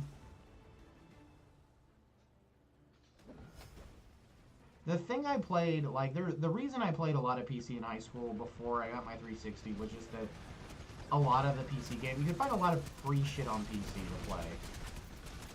And a lot of it, like the online experience was just way better than like what console had on like the PS2 and like the Xbox and like the GameCube and stuff like that. And then 360, the online for consoles got a lot better, and I didn't have to. It made it easier to make that switch. But yeah, there's just a lot of free games. Like, we played a lot of, like, when I was a teenager, I played a lot of, like, Enemy Territory. Wolfenstein Enemy Territory, because that was free, and I don't know what else. We played Maple Story and, like, shit like that, because there was a lot of free stuff.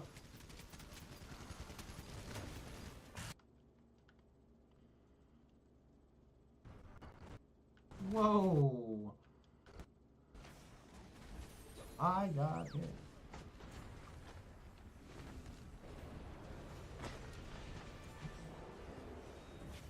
Honestly, I thought about getting the S for a while, and the only reason I got the Xbox Series X, like, over the S, because my original plan was I was going to get a PS5 and I was going to get the Series S, and the reason I ended up getting the X is because I decided I really only wanted one console out here, and it had a Blu-ray drive, and I'm a huge Blu-ray collector, like, and I just couldn't, like, I couldn't just not have my Blu-ray player on my Xbox, my Xbox One is fucked up. I can't play physical games or watch movies on my Xbox One anymore.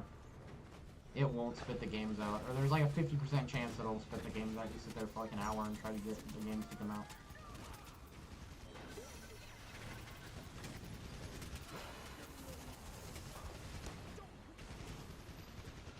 And so I needed something new out here. I mean, technically this is my living room, so like my PC is hooked up and I do have a Blu-ray drive on my PC. But it's just way more work to try to, like, get the, turn the PC on and get the program running and, like, get the Blu-rays running on there and...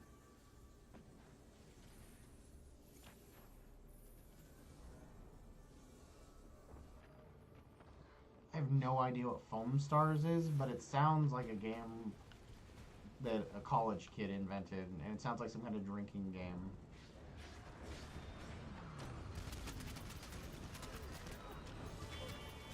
Foam Star. You'd see like an ad for it at like 3 a.m.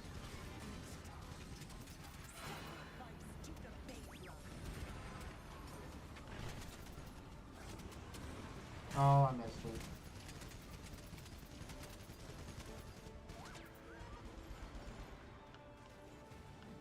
Oh, we gotta go attack. Come on, boys.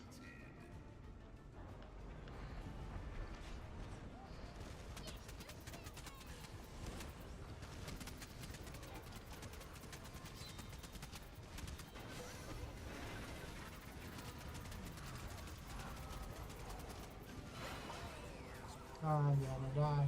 I'm gonna die. Forza is a solid series, though. That is a good reason to have an Xbox, though. That is one of the things that I will say the Forza series, somehow. Xbox, I remember a time when all Xbox released was Gears of War games, Forza games, and Halo games, because those were their sellers, so they quit making everything else. And they were all pretty good for a while, and then it got to the point where Forza somehow has been the only one that I would say has been fairly consistent in quality. Like, Like I know some Forza games aren't as great as others, but I would say the quality dips between Forza games have been significantly less than the quality dips in some of Xbox's other franchises. Like there has been no like Halo 4 or Halo 5 of Forza.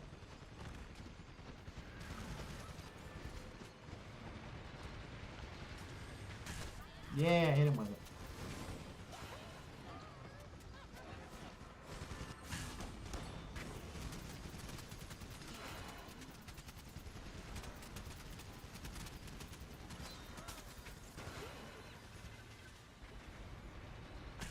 Oh, what got him with it? Fuck yeah. I love him when I can snipe people with that fucking railgun. It's so fucking good.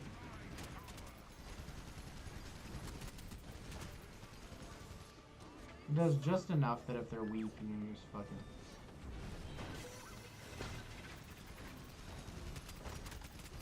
Turret mode. Kill. Get out of turret mode and let's go kill. La la la la la la la la la. See, I always liked Gears of War. My friends liked Halo growing up, so I played a lot of Halo, but it was never my thing. They were always really good at it. They started playing it like way before I played it, which is probably partially why. They also had Xbox, the original Xbox, so they could play it when I wasn't around and stuff. But they were always way better at it than me. But we played a lot of it. But I was always more of a Gears person. I like slower, more tactical. When I'm playing like a shooter, I tend to get drawn in by more like the slower, tactical stuff than I do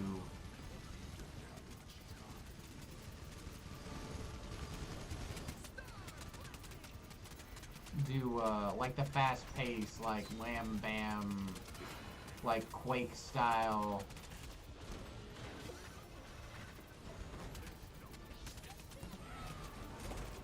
No, their Guardian recovered safely. Bullshit.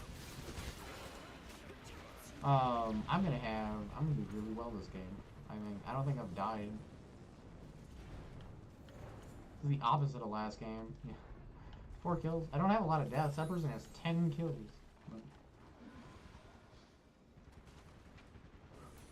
Don't be negative, Prometheus. How dare you come in here and say this blasphemous shit. It is probably going to die a third time.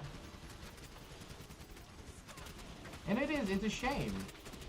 Because this was all preventable. All they had to do was release the game without a shitload of glitches, and it probably would be doing okay right now. And instead, nah. All they had to do was do a couple more closed tests, which they would have had plenty of feedback on, because there was plenty of old fans who would have been willing to do a closed test with an NDA. That's all they had to do, was a couple more closed tests, and they wouldn't be in this position. And instead, nah. They pushed it. And, I mean, I hope it turns around. I'm really hoping they get a couple good patches out, and then ranked mode comes out, and they draw people back in with ranked mode, and it brings the game back to life. And they're like, look at this new fancy version of Gigantic Rampage Edition. It's great. But, I am afraid that you're probably correct. But I don't know. I like Gears of War a lot. I mean, but the problem with Gears is kind of that they've changed it so much over the years. It was like it was more, I mean, I don't know. I like the slower, more tactical way of playing Gears than I think most of the Gears fan base did, and so they just changed it over the years and made it a lot more fast-paced. Which is, you know, it's what it is. I don't know. I like the campaigns a lot. Horde mode's fun.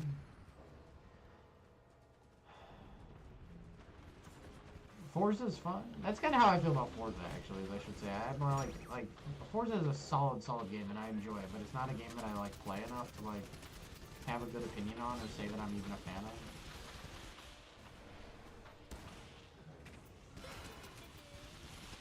I really don't want to die, so I'm trying to be more cautious.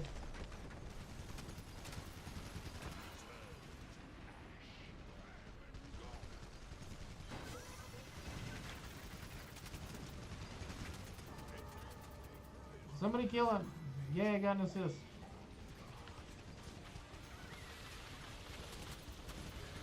Ah, I'm gonna die because of this stupid Mozu.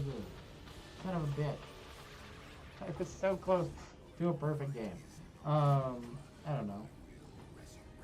How are you doing tonight, Prometheus? Besides being so negative, this game is definitely not gonna die. It only had 300 people play yesterday on Steam. I would be really curious to see what console numbers are, because I mean I assume they're probably roughly. I honestly think Xbox could be higher than that.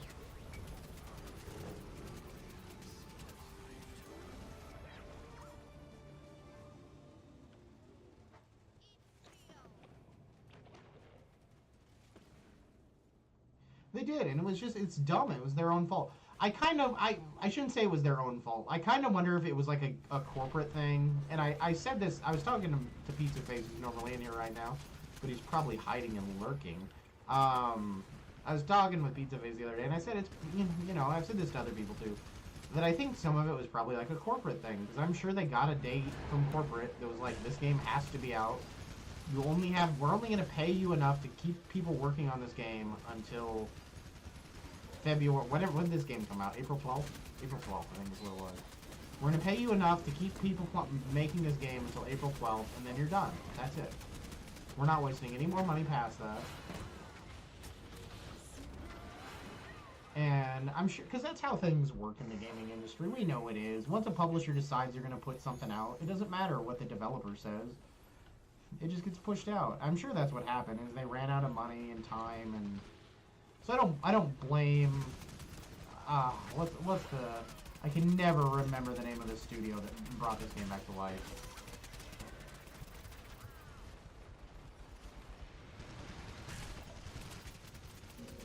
Shit. I got greedy and I wanted that kill, so I didn't want to fall back. What's up, Darren? How are you doing today, Darren? But yeah, all they had to do...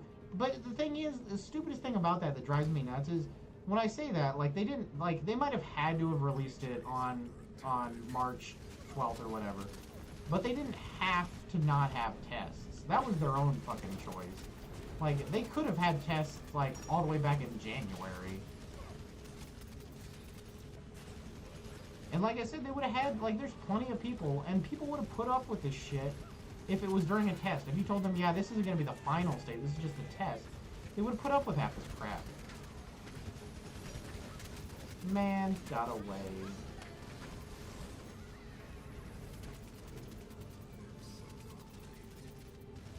I am doing pretty good, Darren. I have had a lot of my adult stuff that was going on clear up. My car is fixed, my air conditioner is fixed, my yard is, it's not close to being done for all the stuff I wanted to do to it this year, but, you know, it's getting there.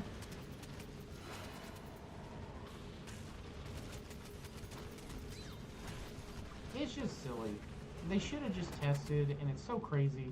I was honestly blown away that they did not do any kind of, like, Xbox, PlayStation test. Because you've never had this, and the PlayStation version is, I don't think it's even an argument, it's the worst version of this game right now. It is the game with the version with the most issues, and that could have been prevented. This game is never, like the other two versions, it's been on those systems, so it's built more for them. But when we're talking about PlayStation, that's a completely new ecosystem for it to be in. And you didn't think you needed to test it, like, live for that? It's just fucking insane. It's just craziness. The fact that they did not have some kind of, like, and they also didn't test crossplay with consoles at all before launch. Which, surprisingly, that works pretty damn good. Because they get to play with Darren all the time. But, it's just crazy. I swear to God, if this game dies, though, I'll be sad.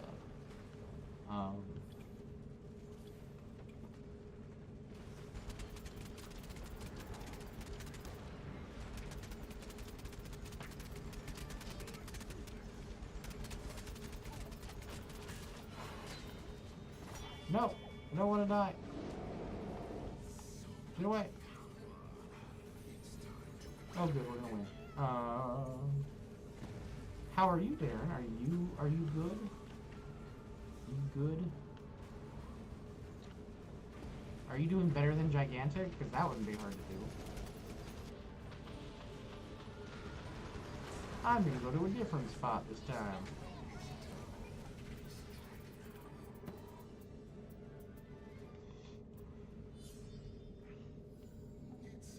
It's just crazy. But I'm gonna keep saying it. Yikes. Yikes what? Confused. Why are we saying yikes? The fact that I actually won a game tonight, that is kind of yikes. 6, 12, and 2. I did 40k damage, so I was second on my team for damage. I did 3,000 Guardian damage, which was second on my team for Guardian damage.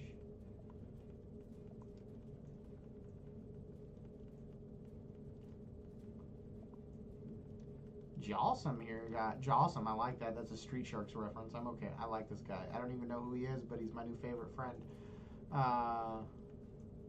Street Sharks. that was probably not necessary. I probably shouldn't have said that. It's true though. Like I said, I don't think the numbers are probably as bad as they. Because like I said, if you assume, let's assume PlayStation is probably worse than Steam. So let's say it's 100 at like peak. I think it might be better than that. But let's assume Xbox is probably better. So let's assume it's like 400. So let's say it's hovering around 1,000. I don't know. I don't think, like, if it was say 1,000 on there, nobody would be as, I mean, they'd still be worried, but it wouldn't be as bad, right? I don't know. I'm trying to be hopeful. I'm trying to be Mr. Positive. Prometheus came in here and got me talking about the negative stuff. But I don't know. I hope it turns around. Like I said, ranked mode has, if you look at the images they released of ranked mode, there's a bunch of little boxes at the bottom that talk about unlockables and stuff like that. So it's clear there's some kind of unlock system, which would imply a season pass. And if you're going to do one season pass for one season of ranked, you would assume that there is some type of, maybe not announced, maybe you're not going to announce it, but there might be some kind of rough plans in the background if the game is doing well enough. I'm assuming the game has to do well enough to do more DLC. So maybe if you release a couple good patches, get the game kind of workable, and is it searching?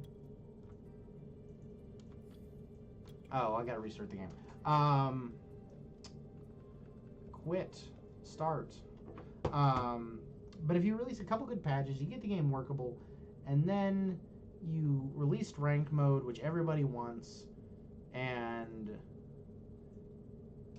Sanctum Falls is just the screwiest map. It's always Sanctum Falls. You play on Sanctum Falls, it just screws it up.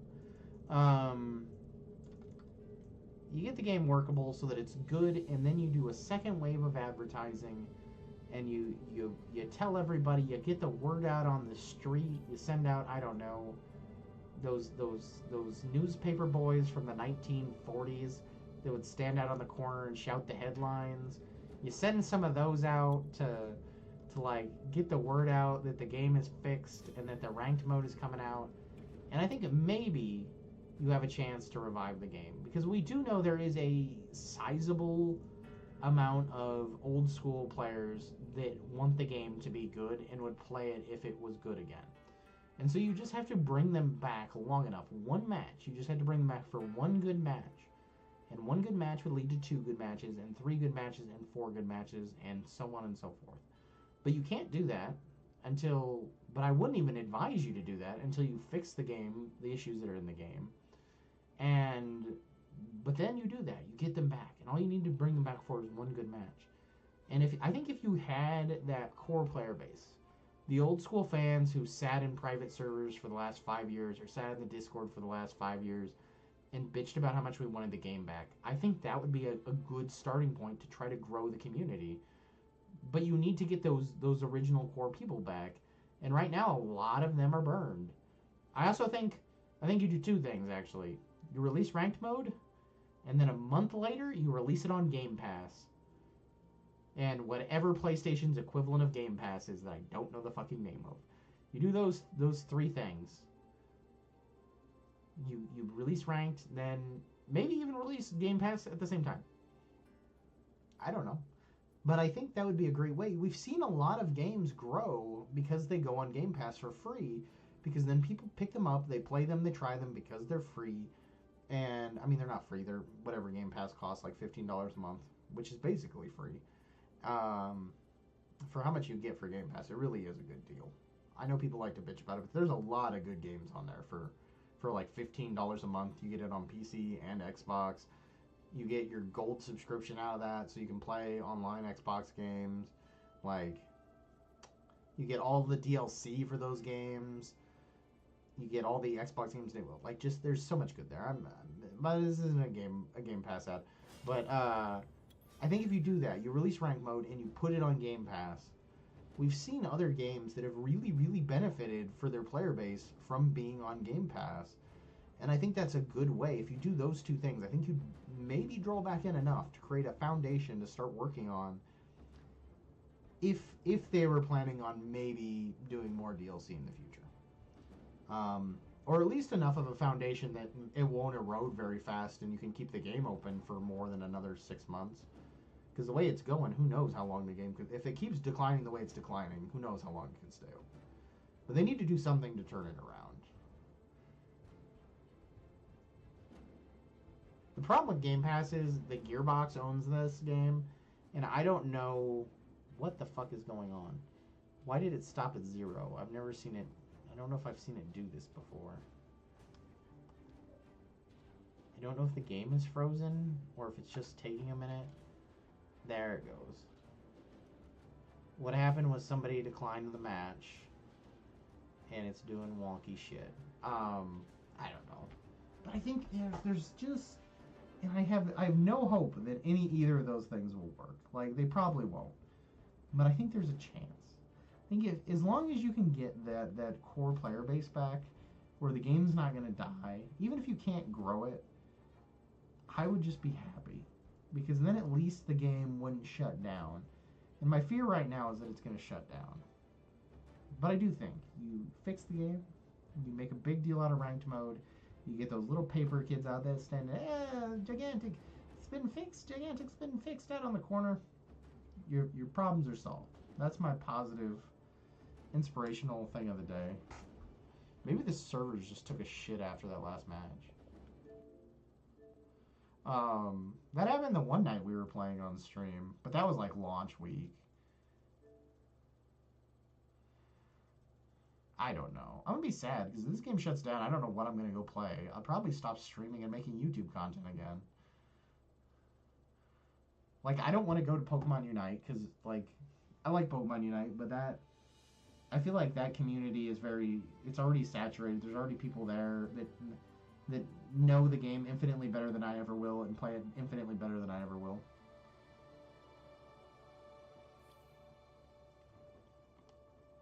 Marvel Rivals is, if it takes off, is just going to be filled with, like, the biggest people.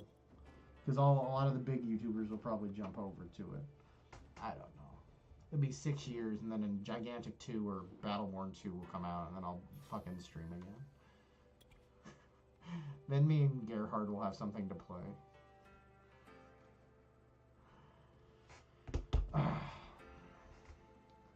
Marvel... I don't know. I'm mixed on Marvel Rivals. I don't think the gameplay looks great, but if there had to be, like, if this game does die, I would happily accept Marvel Rivals to be good. If this game kind of stabilizes and ranked mode kind of brings people back into the game, I hope Marvel Rivals sucks an egg, and I hope it fails. Because it will draw people away from this game. Like, there's no doubt about that. So I have very mixed feelings of that. I like Marvel. I don't think the gameplay looks great. Some things about Marvel Rivals looks cool. I like the art style, but I think some of the gameplay and some of the animations are very, very rough. Like, I think some of them are like borderline phone level, like animations, phone game animation. Like, characters just kind of like, I don't want them to ragdoll, but, like, they have no hit reactions. They just get stiff like a robot. Like, it's funny. Like, if you watch somebody get hit, they, like, fly up into they, like, the like statue do a statue pose. Like they get real stiff, they fly up, and then they just go back. It's really goofy looking if you look at it close. It drives me nuts. I noticed it in the trailer, and now I can't unsee it. Marvel Rivals is doing better than Gigantic 2, though, so what? What do I know? I'm just a Gigantic fan who wishes this game would come back. It's hard to sell games like Gigantic, though, and Battleborn, because the problem is a lot of the fan base you draw in is like the shooter people. And shooter people don't like complicated mechanics and complicated game types. They're stupid people. I used to be one of them. I understand. They're dumb people. They want, like, Call of Duty, like, Fortnite basic shit. They want to pick up a gun, and they want to pull this right trigger, and they want to just do this. This is all they want to click and move around a little with the thumbstick, and they just want to click the right trigger. And it's so hard to get them in a game like this. Like, every game like this that has been out, like this, and like the Shadowrun shooter in 2007, and like the BioShock 2 multiplayer.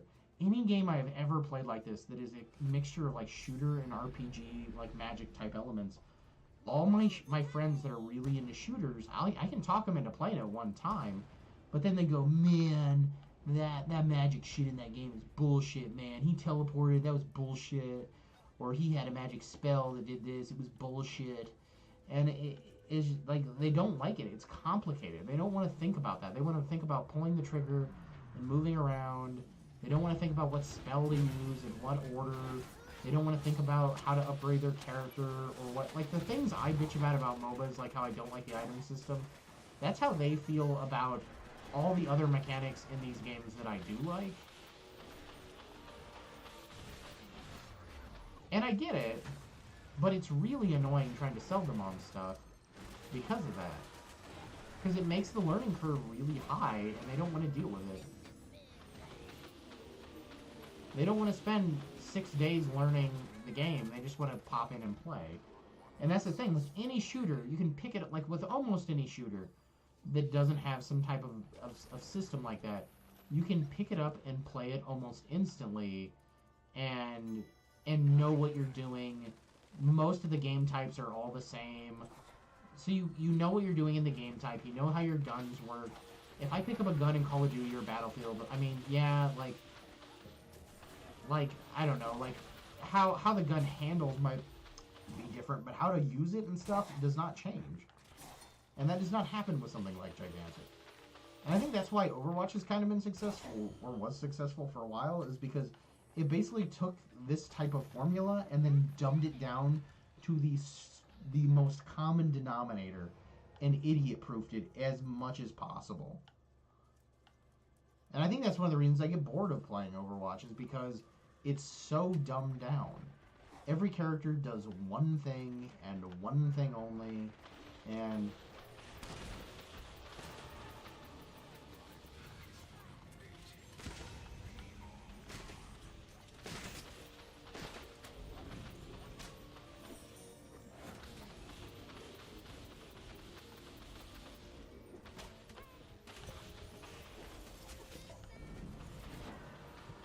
ah, you old woman, I killed you.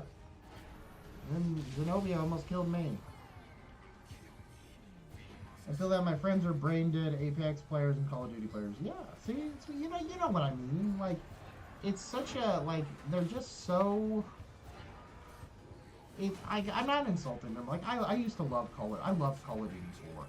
And I even, like, I would say I played that series very heavily up to, like, Black Ops 2. And I enjoyed it. But I'm not going to sit here and pretend like it was more complicated than this. What is this Zenobia doing behind our front lines?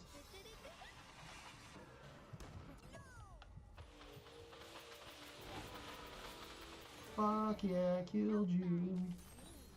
It's not as complicated as this. And it's more brain dead, and there's nothing wrong with that. You know, if you just want to pick up a game at night and you don't want to think about it and you just want to point and shoot and get some kills and get some you know, what are they? They're not kick, yeah, like kill streak shit, whatever the fuck Call of Duty has. like, to get that dopamine rush. Yeah, I totally get not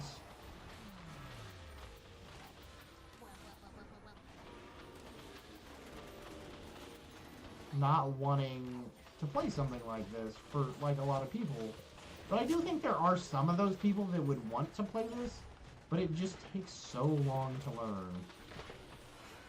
Because, like, I think Overwatch shows that there are some people who are willing to play games with, like, more, like, abilities and stuff like that. But they're just hard to learn. And I think that's why Overwatch takes off compared to something like this. It's just a hard sell. This game is just a hard sell, even in the best of times. Even when if this game ran perfectly and didn't have any weird technical issues like it did, it's just a hard sell. I'm gonna kill you, old woman. I'm gonna kill you and put you back in your shoe box, and I'm gonna bury you. All your children won't know what to do. That's my rhyme for the day. I don't know. It's such a hard sell. And it sucks.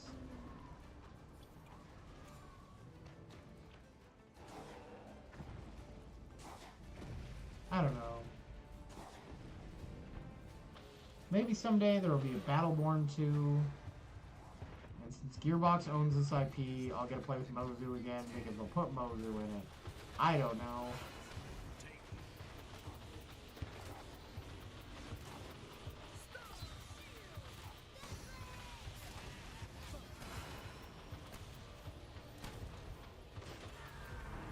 Let's go. We're out of here.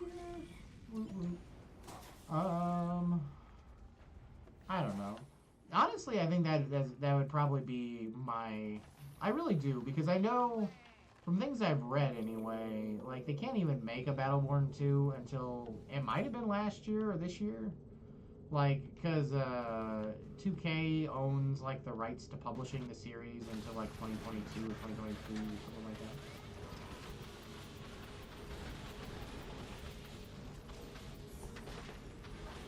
Boo, I wanted that kill. I'm gonna have a shit ton of damage in this game, I tell you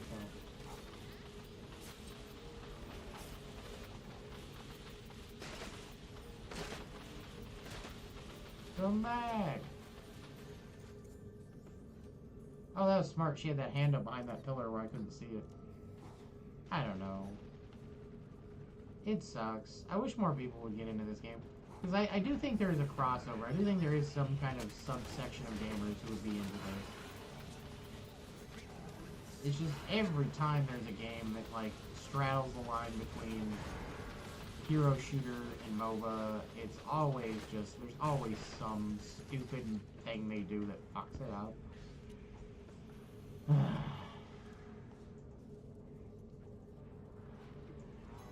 What's that game that's not Overwatch that I can't think? Paladins?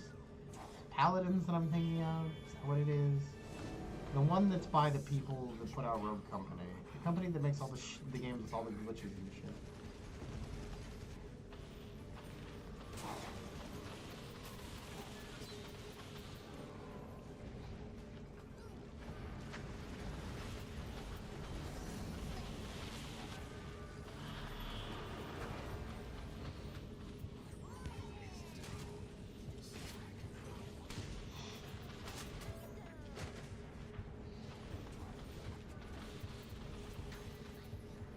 I helped a little bit, I'm gonna run away. Hey, thank you, Lightning Sykes. That is the first time since I got those stupid fucking thingamabobs working again, the alerts, that anybody has followed me. I got a whole bunch, I got a couple the one night, they were not working. And then I had them working, but they only worked on YouTube. And now they're actually, I think, working on all the sites, and that's the first time they've actually worked. So I'm glad. It means I didn't waste all my time making them work just so that they could never, ever happen. 21k damage is the highest damage on no, it was the second highest damage on my team by like a smidge. If I had done .07 more damage, I would have had the most damage on my team. Oh no, I wouldn't have. This guy got 32. Good for him. Wow, I'm blind. How did I miss that 32? 4-1 though, and 8. Not bad. New match. High res, yeah. I didn't get into Paladins. I played it a couple of times when it was out, and it was like that in Overwatch, but then this was still out at that time, and then when this wasn't out anymore, I was working like 80 hours a week, and I couldn't play anything really, so I was playing like a lot of single player games and stuff, and then I tried to get into it a while back because I wanted to start streaming like a hero shooter again, and I don't know. That's one of those games that people have been playing it for so long, it's really hard to step into as a new person right now.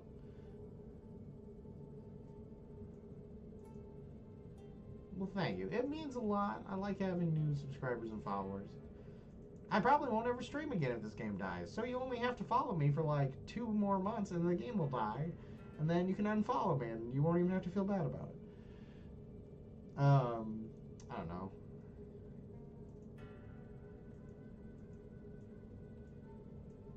Yeah, that is part of it. Like, Gigantic, definitely everybody's kind of tanky, which is another reason why most players don't like it.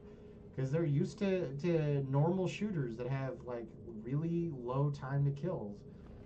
And Gigantic just has a really long time to kill, which is great. I mean, it's part of the appeal of it once you get used to it, because it gives you the chance to run away. It gives you the chance to use, like, the dodging and the stamina mechanic and stuff that you wouldn't otherwise.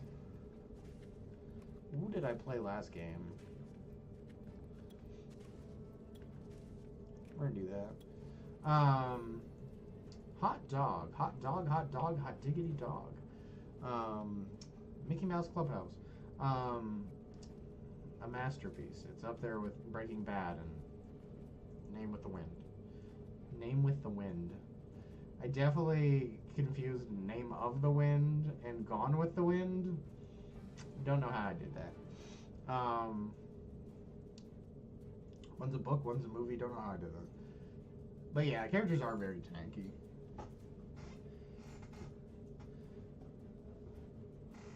But yeah, I could definitely... I think if I had started playing Paladins when it first came out, I think I would be a diehard Paladins person. I really liked... and it's nothing like this, because it's honestly more like the if Gears of War and something like this had a baby. I really liked Rogue Company before they made some of the changes they made to it over the years. Like, that was a really solid hero shooter until they went and...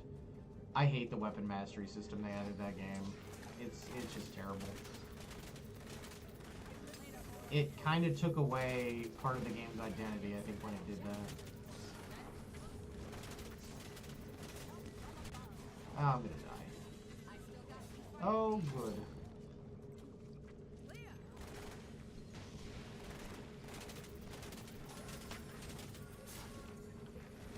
How did you get back here? Why are you back here? Why is our Guardian not attacking me?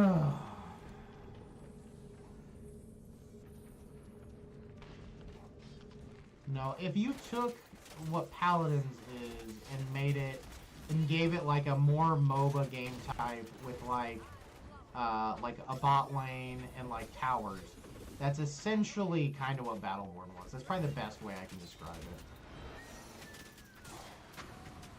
Now that I have a good example that I know you've played, like that's probably that feel is kind of close to what Battleborn was.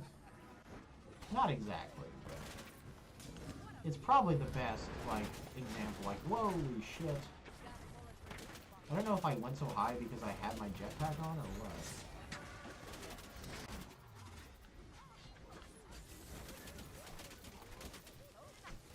And it's funny, because characters seem like they have a lot of health until you're playing them, and then they don't.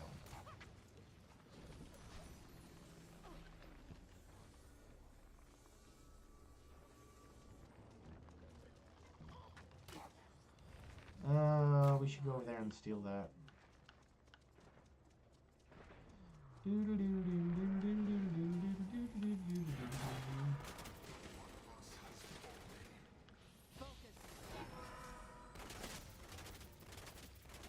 Yay, we killed her.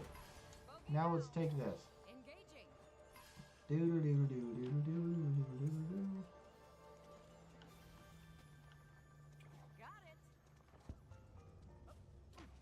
don't know. So I guess, now that I think about it, since I keep saying it, I would say wait to buy this game until the ranked mode comes out, and then see if the player count goes up any. If the player count goes up, maybe consider buying it. Especially if it's $13. That's a steal.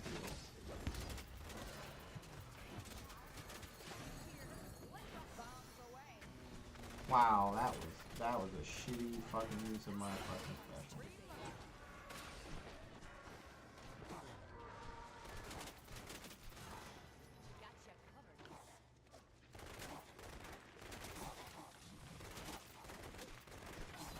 You will not shoot me, I will jump around and waste my stamina. But if you do get it and you want to play, I'm here sometimes streaming and the schedule is not official at all. Most nights it's around this time, but every time I start to stream on a regular schedule it lasts for about a week and then I fuck it up and something happens in real life and I can't skip.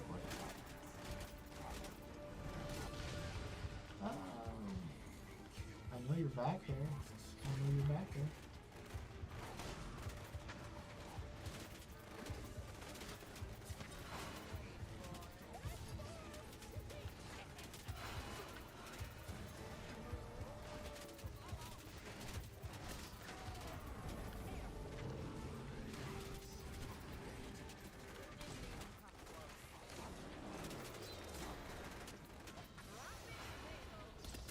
That's probably a waste of my focus. Someday there will be a Hero Shooter though that I'll like. I know there will be. Yeah, you know, and you think I would learn that as an adult. You know, I've been an adult long enough that you think I would learn that, you know, shit comes up, but I never do. The stuff starts to go so well and I'm like, man, stuff's going real easy, and then nah. Something in the shitty, outdated house of mine breaks. And it's like, hey, Snappy, do you want to get up at 7 a.m. to let the plumber in, and then he's not going to show up until 11?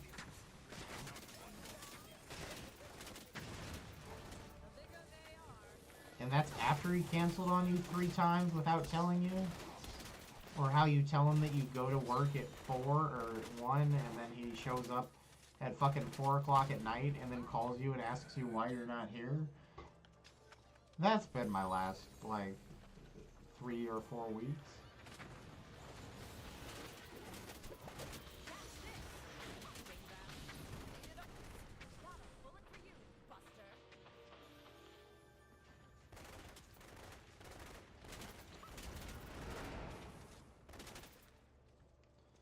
Doodly doodly doo. Yay, we're getting an attack. But I don't understand, like, you would think, I don't know.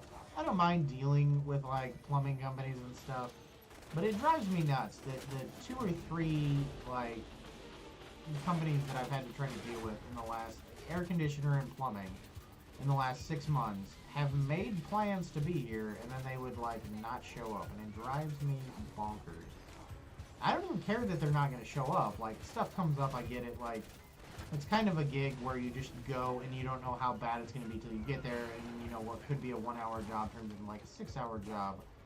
I am completely understanding when it comes to that, but if, you know, you're supposed to be at my house at 10 o'clock in the morning, and something comes up, then just fucking call me. Don't fucking, like... Don't not call me, and then either make me call you back to reschedule myself, because you never showed up, or call me 6 hours later or the next day and be like, hey, stuff came up. Don't do that. Like, set an alarm on your phone. You're supposed to be at my house at 10 o'clock. When 10 o'clock comes, then just call me. Shoot me a text. I don't care. And I will gladly say, cool, man, cool. I understand. Shit happens. I have a job. It doesn't always go according to plan. I understand this. We are going to lose this match so hard.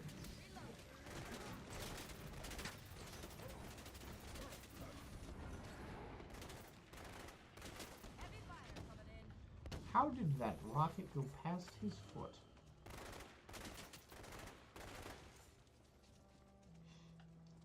We need to go over here. He drives me nuts.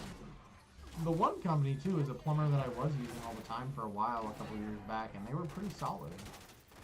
And now, nah. We're just gonna make appointments and not show up. I don't get it. I don't.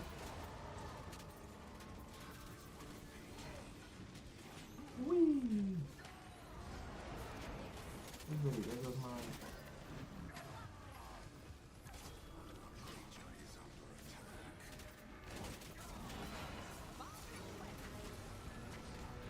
Oh, 6 and 2. 6 and 2. 11% efficiency, so I'm probably got the most damage on my team. Not too bad.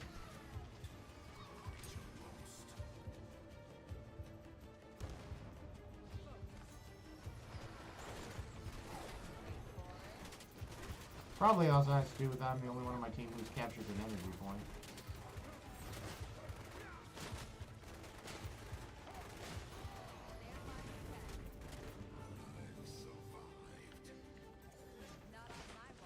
Are you trying to kill our trees?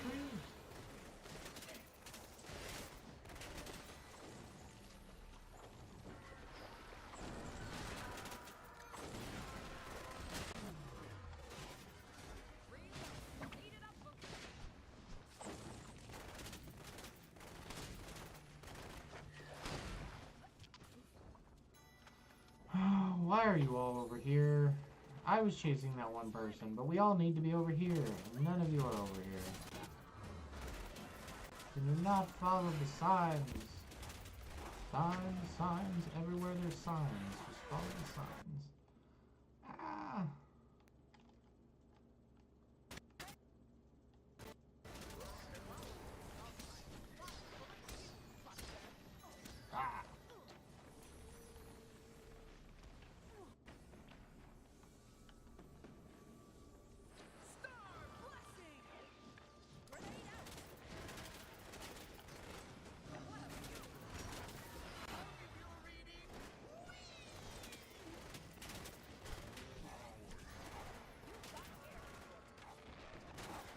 Oh, that was a clone.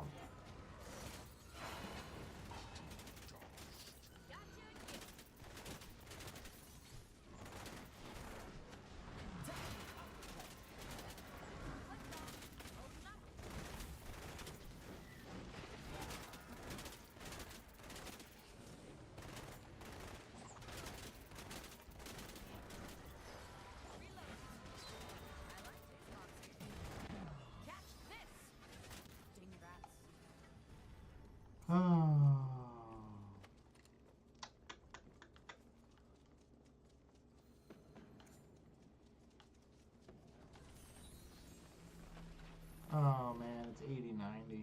80-90.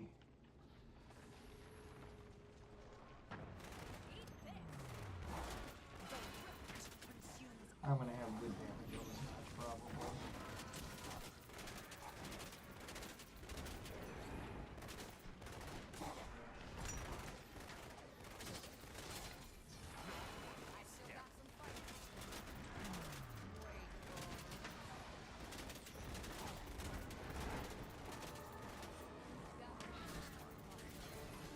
Whoa, how about we don't shoot me and kill me? Why is everybody chasing me? What did I do? Ah, I should have dodged. Oh, I should have dodged.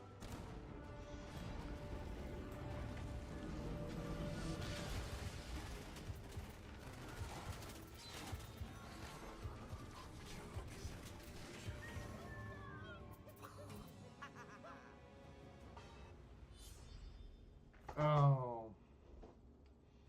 We lost, but I did good. Most kills, 9 kills, 13 efficiency, which is the highest efficiency in the game. Good for me. 9 kills, 3 deaths, 10 assists. Second most kills in the game. Ah, if I'd gotten 2 more kills, I could have the most kills in the game. Shame. 47.99 damage. Bam. So basically 48k damage. Not bad. And I did almost about the same Guardian damage as most of the team besides this Vertigo guy. But I did way more damage. The next highest person on my team got 20k less damage than I did. Not bad. I'll take it. If I'm going to lose, at least I'm going out on top of my team. I don't know. Lightning, it was fun talking. I'm going to go to bed now so I can get up and go to work and pay for this game that I paid $20 for. I got to make my money back now. I'm broke. The game's going to die. Pizza Face is here finally. He waits. Pizza Face always waits till I'm about to get off. And then he shows up. Pizza Face, how are you doing today? Since I will sit here and talk to you for 5 minutes. I'm putting the timer on. When it's 4:30, I'm going to bed.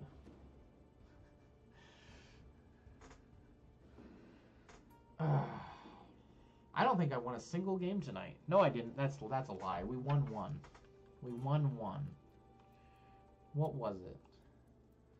No, we didn't. We won more than I thought I won. Because I think this was my first game. No, it's all the games on the 13th. So, defeat, defeat, defeat. Victory. Well, that's not bad. 1, 2, 3. We lost 4 times. We won 3 times. So, basically, it was 50-50. I'm okay with that. That's not terrible. It's not great. I'm not happy about it, but we still lost more than we won, but we won a lot more than I thought we did. I didn't think I won any games. Look at this game, Pizza Face. I gotta find it. Where was it? It was the Zenobia game. I wasn't Zenobia. Who was I in that game? And it was the Zenobia in the game, though. I had to find it. Where is it? It's this one. Look at this game. This Zenobia player, this gigantic armaments person, had 14 deaths. That is insane. 14 deaths. How do you get 14 deaths? That's like a full power thing in a half. Like, that's 100 power and almost a half. That's insane.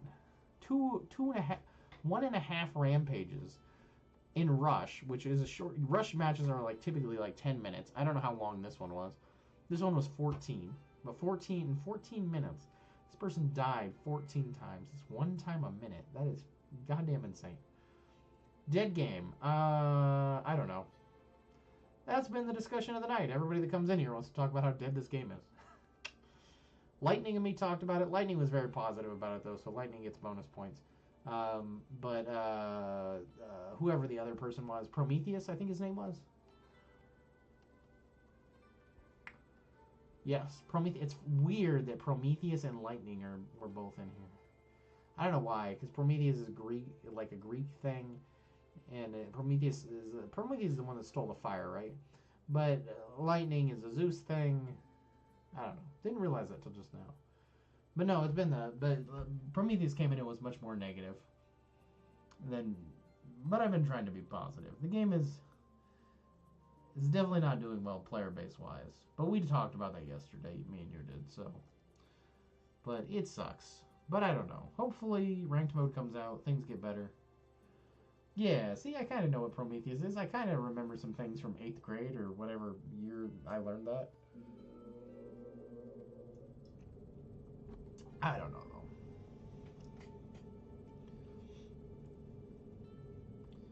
It's sad. I don't know. I'm still not having problems finding a game, so I don't know what the player count actually is. Because we don't have numbers for ARC, we don't have numbers for PlayStation, and we don't have numbers for Xbox. So I doubt they're all the same. I doubt ARC is very big at all. But if PlayStation and Xbox are roughly the same as Steam at least, then we're probably getting a little over 1,000 players a day on average. And Xbox seems to have less issues than the other versions, so maybe it has a slightly higher based than Steam. But I'm not having any problems finding matches. Like, there was a weird 5-minute thing before I got on, but I don't think that search time was correct. I think something goofy was going on with the server. Because literally every other search time I've had tonight has been within like the 30 seconds to like a minute range. Yes, Arc is separate from Steam now. It's not like it used to be. You played when it was shitty, and you could download it on Steam, but then you had to like play it in like was Arc or whatever. Because I'm pretty sure that's how it used to be, right? Like it used to just jump you to the Arc version. Doesn't do that anymore. There's 2 different versions. There's an Arc version and a Steam version. They're separate.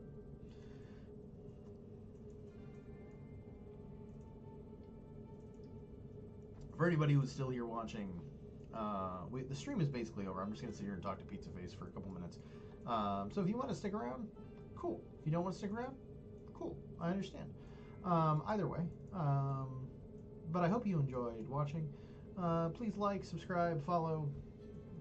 Subscribe, like, follow, whatever. Whatever the thing is, wherever you're at. It's stupid that they all are called separate things. But there's my YouTuber spiel for the day. But yeah, it's the same. It's different things now. But yeah, we don't have numbers for 3 of the other versions, so I mean that's still not great. 1,000 is not great, but I would say if this game was like peaked out, like, because I don't know, like what's the numbers on like I just shut fucking what is it? I just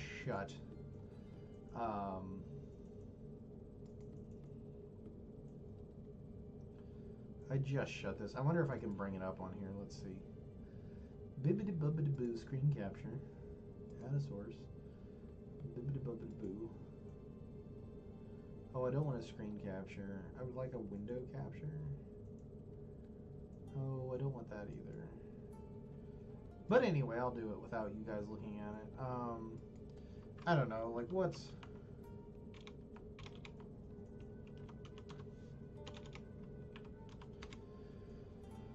Let's look at some other games that are tangentially related to this. Paragon the Overprime. Playing 2 minutes ago, 2 people. Wow, that is bad. What's the other one? Is it Overprime? What's the Paragon clone that still exists? I thought it was Paragon, but it's clearly not Paragon. What one is still alive? I could check Xbox because it advertises it every time I'm on the homepage. Is it over? What is it? It's I can't believe it's not recommended. This is the one time it's not going to recommend it to me. Normally it's like the first thing it recommends. Hey, look, Multiverse. I forgot that was coming back out. One of them's still alive, right? Predecessor.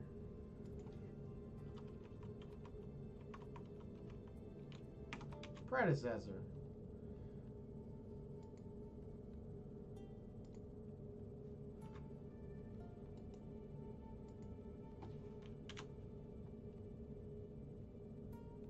Predecessor. That has like 1,000 people right now, and that's staying alive. That's not dying. Nobody wants to shut down the servers for that. So all we have to do is get to 1,300 people. It says 4,000 people in the last 24 hours. That's a lot. That's more than I thought it would be. But no, and I think this game could get there. Like, what was the peak for this game? I just had this game up here a minute ago. Let's look at it in the last 6 months. It's not going to do 6 months. It's going to do 3 months.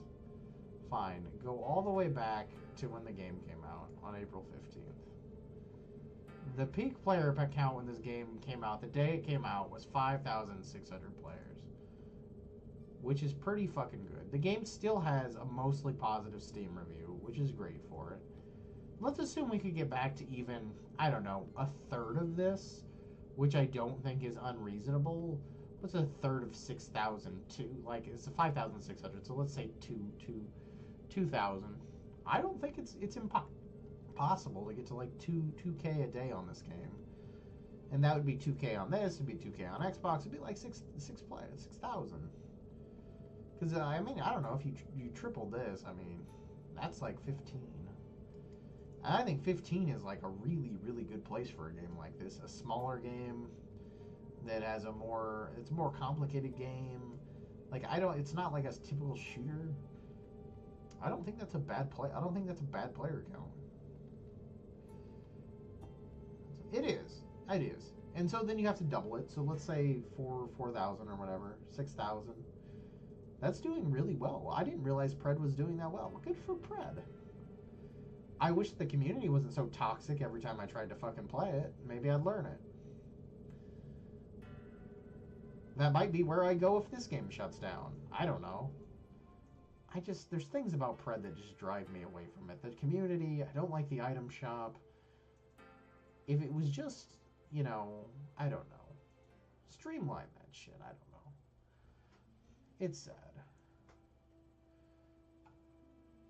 It is doing alright. I didn't realize it was doing that alright, though. It's very, I'm happy that it is. Overprime.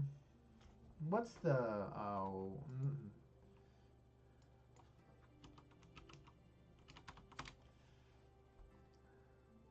See, what is Paladins doing every 24 hours on Steam?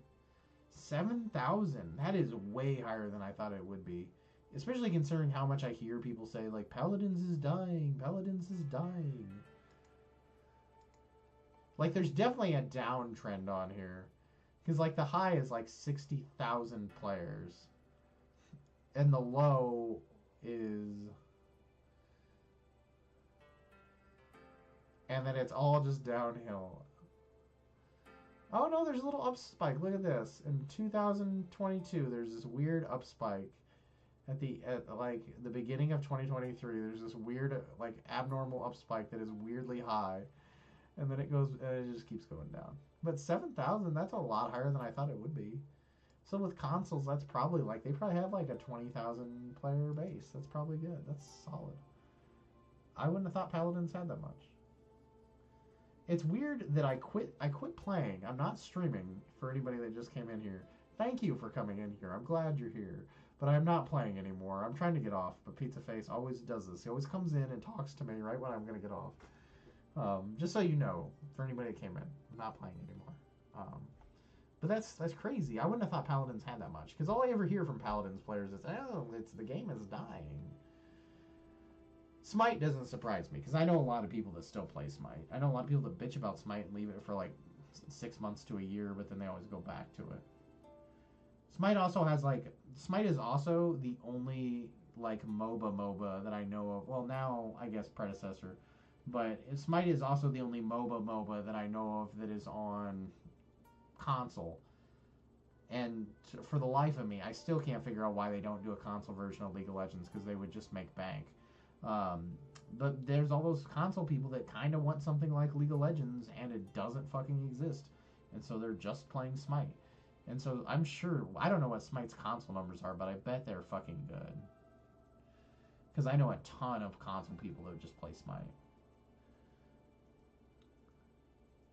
It's doing better since Overprime died. Well, that makes sense, because everybody probably jumped over. I was more interested in Overprime because the gameplay was a little bit faster than predecessor. And I liked that about it. I don't think I've actually played predecessor. Maybe I did. I played a lot of the tests for, like, predecessor and Overprime and Fault. I got in, like... But, like, the community just made it really hard to, like, try to pick up that game and play. Because in a lot of those tests, it's, like, the hardcore people who played for, like, years and years and years. And they're very not welcoming. And they're very not, like, helpful when you're not good at the game. They're just very, like, get the fuck out of here, you suck. And it's very... it makes it not fun to play. I mean, I can shut off my chat, but I don't like doing that. I don't. I want to communicate with people. I want to do better. Tell me what I'm doing wrong. Try to help me. Don't belittle me. I suck. I understand that I suck at MOBAs. That's okay. I'm good at Gigantic. That's different, but I don't know. But yeah, it makes sense. It's a shame because I bet Gigantic would do better if only Overwatch and Paladins would shut down.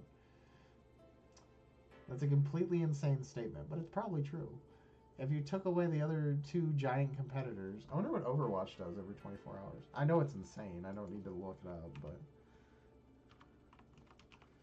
do I need to see how badly Overwatch crushes everything else?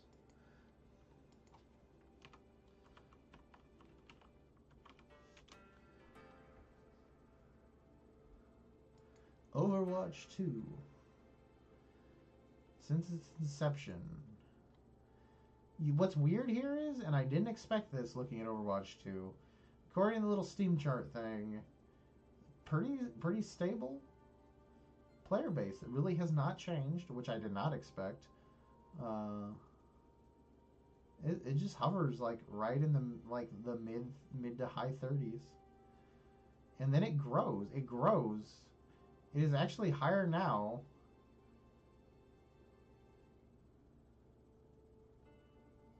That's crazy. That's trippy. How did Overwatch start growing in the last couple months on here? That's crazy. Oh no, I guess there's this time way back here. If we go all the way back to when it first launched, that it was like stupid high. But pretty much its entire life cycle, it's been very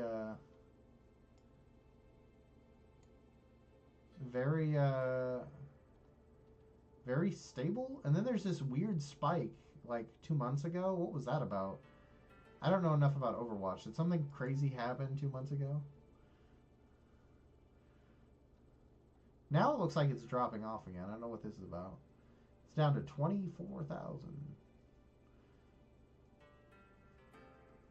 But for the most part, its entire life cycle, it's had like a really stable like 30, like mid 30s, like 38.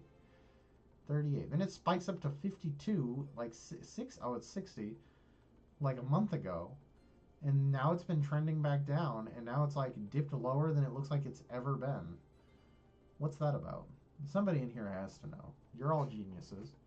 You're all watching me just rant about like gaming chart numbers. I played Overprime a couple of hours, but wasn't into it. I won't bother with Pred. Yeah, I haven't even, like I said, I think I've played Pred one time. Does Pred have overwhelmingly negative reviews? That's funny. I find that funny. I wonder what the Xbox reviews are. I won't look them up on the stream, actually. Never mind. I could, but I won't. I don't know. I don't want to accidentally like click to buy or something and have it like pop up with my credit card information. That would be not fun. Smite's getting 14K 24-hour peaks. That's really, I mean, you know. But I already talked about that. What it's doing really well despite having overwhelming new reviews. 47K in 24 hours. It's crazy though.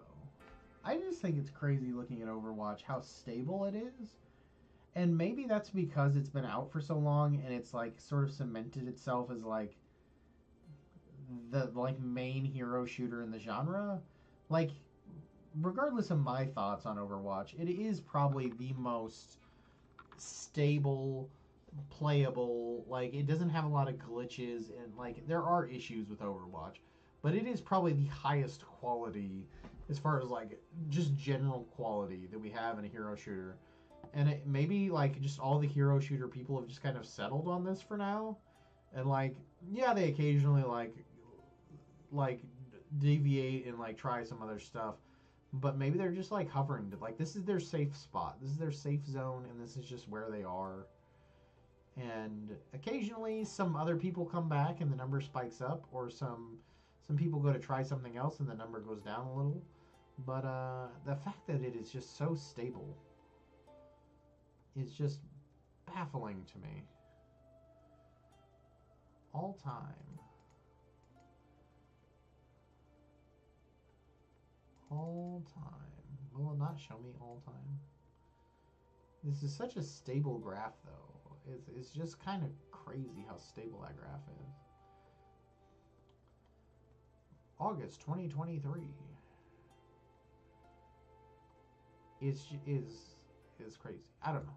I can sit here and stare at this graph, and it's just crazy to me because I don't think I've ever looked at a Steam chart that's just that stable, like the whole way across. Like normally, if you look at a Steam chart for any game, multiplayer, single player, it normally has much more of a decline over time than that. Like not all. Like I know some multiplayer games have a somewhat stable player base, but I didn't think Overwatch would have that stable player base just because I know so many people that don't play Overwatch. Or at least claim they don't. Now I think everybody that tells me that they quit Overwatch is actually secretly playing Overwatch behind my back.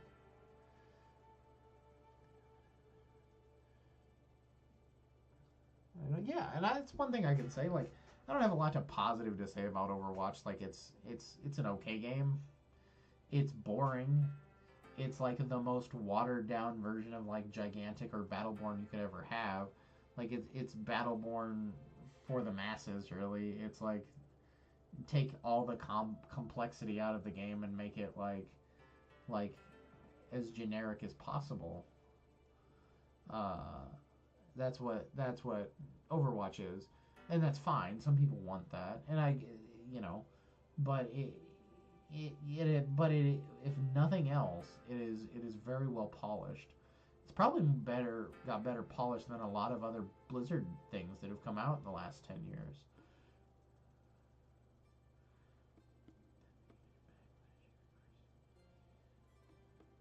I wish it would have. If there was one thing I was going to complain about when it came to Overwatch, I don't like it that they lied about that PvE mode. I mean, they lied about a lot. Like if you look at like the original interview for Overwatch 2, when they first announced it, I think IGN had an interview, and I'm sure other places did too. But I remember reading that had like they were talking about it, and they were saying like they were gonna have like um, different like ultimate abilities for every character.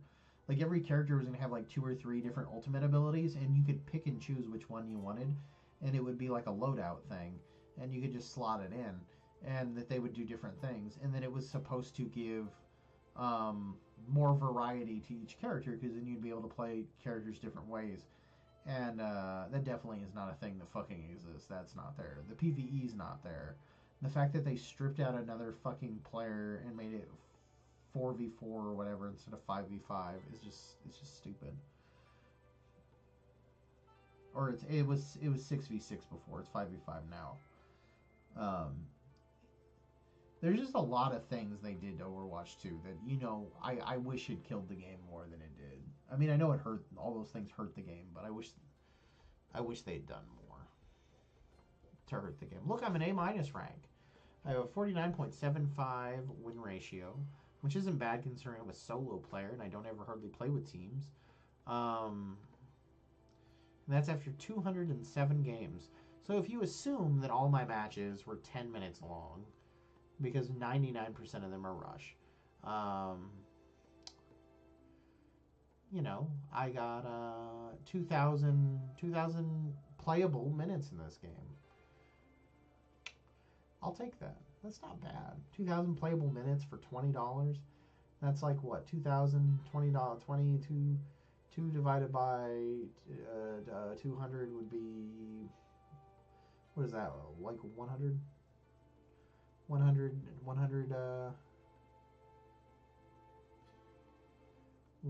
minutes per dollar I spent or something. I don't know. That math is probably way off. I suck at math. Why did I try to do that in my head? Yeah. Arissa's the like robotic centaur thing, right? They completely changed her, yes. Because she was one of the ones I played. She was like the only tank that I played. Because I don't like Reinhardt, and I don't like I don't like the fat guy. I don't know the fat guy's name. Roadhog. And I don't like I just don't like any of the tanks really. But I liked Orisa. She was cool. I liked her little minigun thing. That was neat. Yeah, they changed her hardcore though. That was the thing that I noticed the most. Like I was just like, what is this? Because I don't. There's not a lot of characters in the game I play. It's pretty much Zenyatta, and I don't play Brigitte anymore because they changed her so fucking much. And some of that I acknowledge is just nerfs. They made her worse, which was fair because she came out and she was really OP.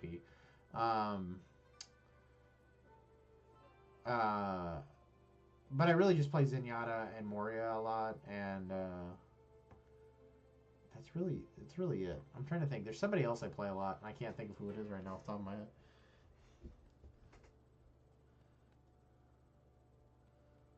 But I don't know.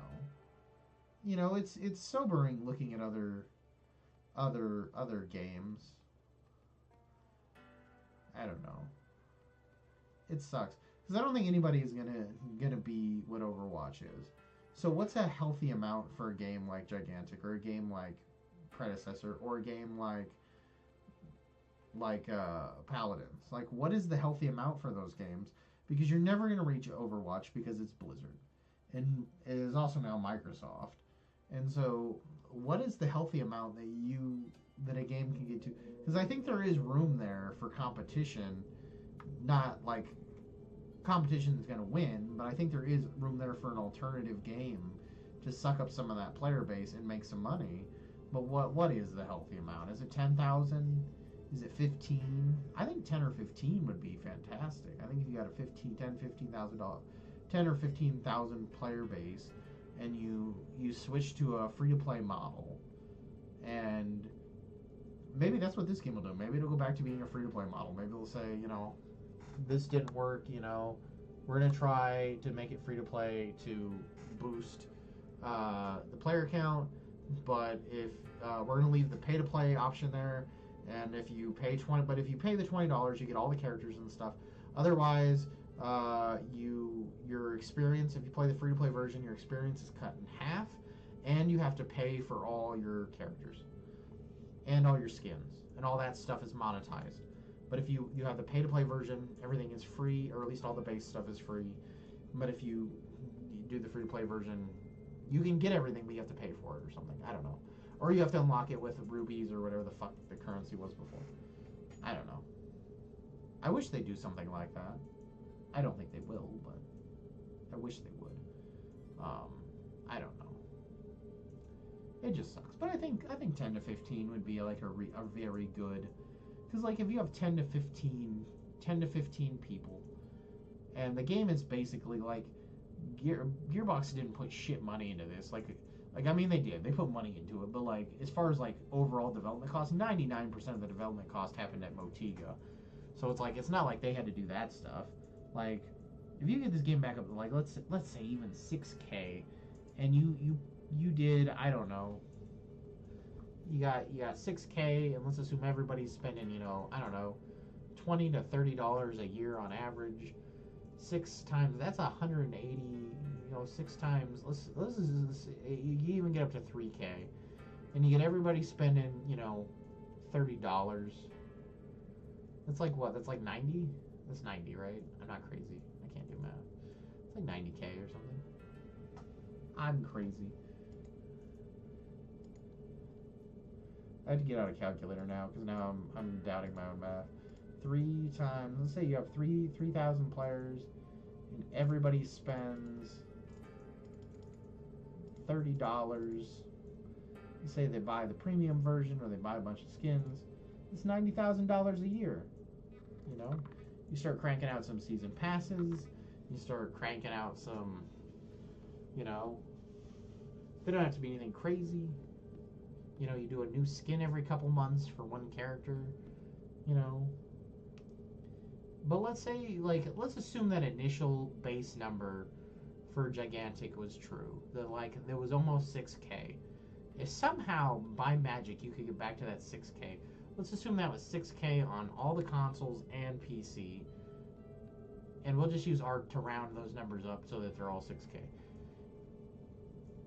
If you had 18,000 people playing this game, which is what that would be, 18,000, and they all spent, let's say even $15.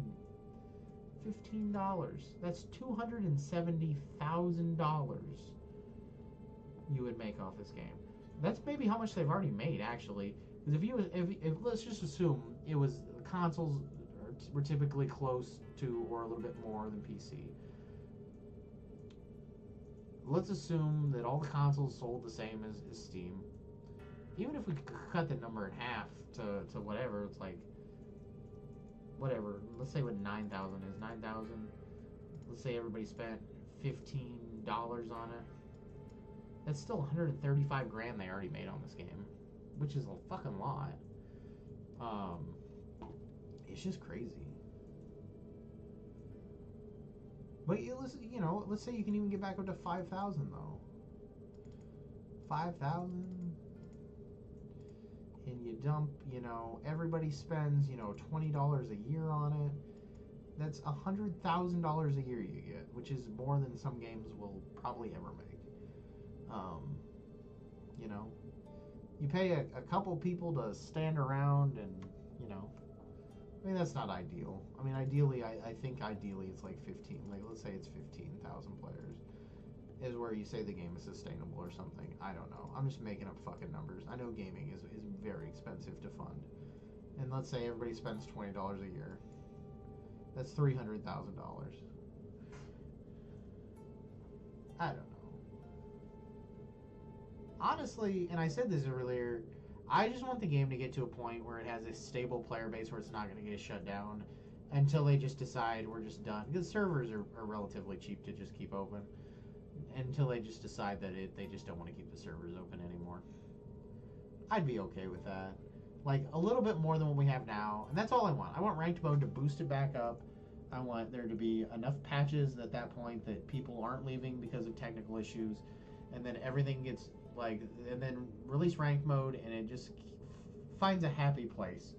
Like 2,000, like where predecessor is right now. Like 2,000 people on PC, and then another 2,000 on Xbox, another 2,000 on PlayStation. You have 6,000 people. You'd never play with the same person twice. You would never have long wait times. It would be great.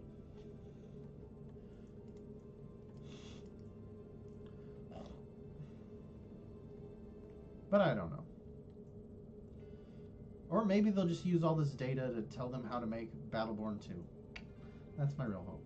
I don't know. I need to go to bed. Pizza Face, was fun talking to you. I hope you have a good day.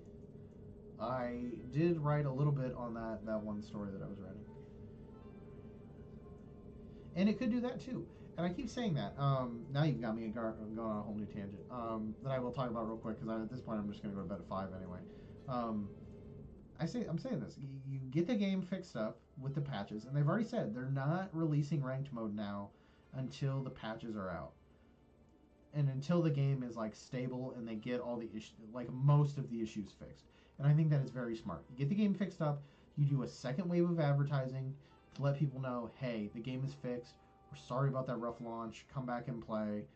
Ranked mode is out now, and you have this cool season pass that comes with ranked mode. Come play it, earn these cool rewards, earn these new skins, and all that stuff. Play ranked. Get good. People love to get good. They love getting good. That's why fucking whatever's good. I think you would draw people back in. Get that base player base back. That base gigantic player base that would do anything to play this game in a good state again. Get those people back. Then you have a stable crew of people. Those people aren't going to leave for quite a while. You got them for a while. Then you start building the game. You release it on Game Pass. You do Game Pass, whatever PlayStation's equivalent of Game Pass is. I don't know what the fuck that is. I really should look it up. I've talked about it twice today, and I'm like, I know there's something that's kind of like that, but I don't know what it's called. You maybe do a Switch 2 version if Switch 2 comes out, if it's still popular enough at that point. But until then, you do Game Pass, you do PlayStation, you do free-to-play weekends on Steam. And then eventually, once enough time has passed, if you can keep it stable long enough, then you can change the game over to a free-to-play model. And the people that paid $20, they aren't going to care at that point. If they've gotten, 200 hours, 300, 400, 500 hours in the game, and the game goes from being pay-to-play to being free, they aren't going to care. They'll get over it. They'll be like, it's stupid that I paid $20, but I'm addicted to this game and I like it. I'm going to stay. Or you, like I said, you just keep doing the what I said and just do. Here's a free version, but you got to pay for everything to earn it. Or you can just buy everything for $20, and I think that also works. But yeah, I completely agree. I think there's definitely, if you did, if as long once you get the game stable, you got to get the game stable, and they do seem to be trying to do that. There was another patch Friday. Um, if you can get the game stable, I think you could maybe start to grow the game if you did smart things like free to play weekends and putting it on Game Pass and doing more advertising and stuff like that. I don't know. It's a shame. You don't care because you don't play it anyway.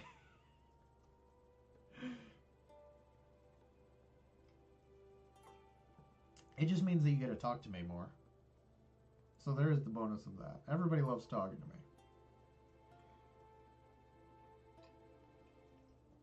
But I gotta go to bed because I do have to get up for work tomorrow. And I would like to write at some point tomorrow. And if I'm tired, I won't write. And I also have to go to work. And then I have to stream tomorrow night. So making a buy-to-play game free-to-play costs a lot of money, by the way. That's why Battleborn was advertised as free trial rather than a free-to-play. Interesting. Lightning Skies, you probably actually picked the time am going to go to bed this time, so. It wasn't, and that's why I said, like, I think it's good to have that option. I don't know. I think there's something there. There's benefits to both business models. And I also, like I said, I was talking about that earlier. I don't think it worked for Battleborn to flip over. I think you could do it. I think you could go from pay to play to free to play. But I think you have to do it smarter than what Battleborn did. I think the free trial thing was confusing. I just don't think they should have done that. I think they should have just said it was just free to play. But Battleborn had a lot of mistakes, and I don't think the free to play thing. And it's the same thing with Gigantic right now. I think Gigantic has so much going against it right now. I don't think just switching to free to play and telling people that it's free to play would fix anything. It wouldn't do anything. People are still going to go, well, the game has all these technical issues. The game doesn't have any long-term DLC plans. Why would I go play it for free? But I don't know. These are the things that keep me awake at night, or morning, I guess, because I sleep in the mornings. So, whatever. Ta-ta, everybody. I'm going to bed.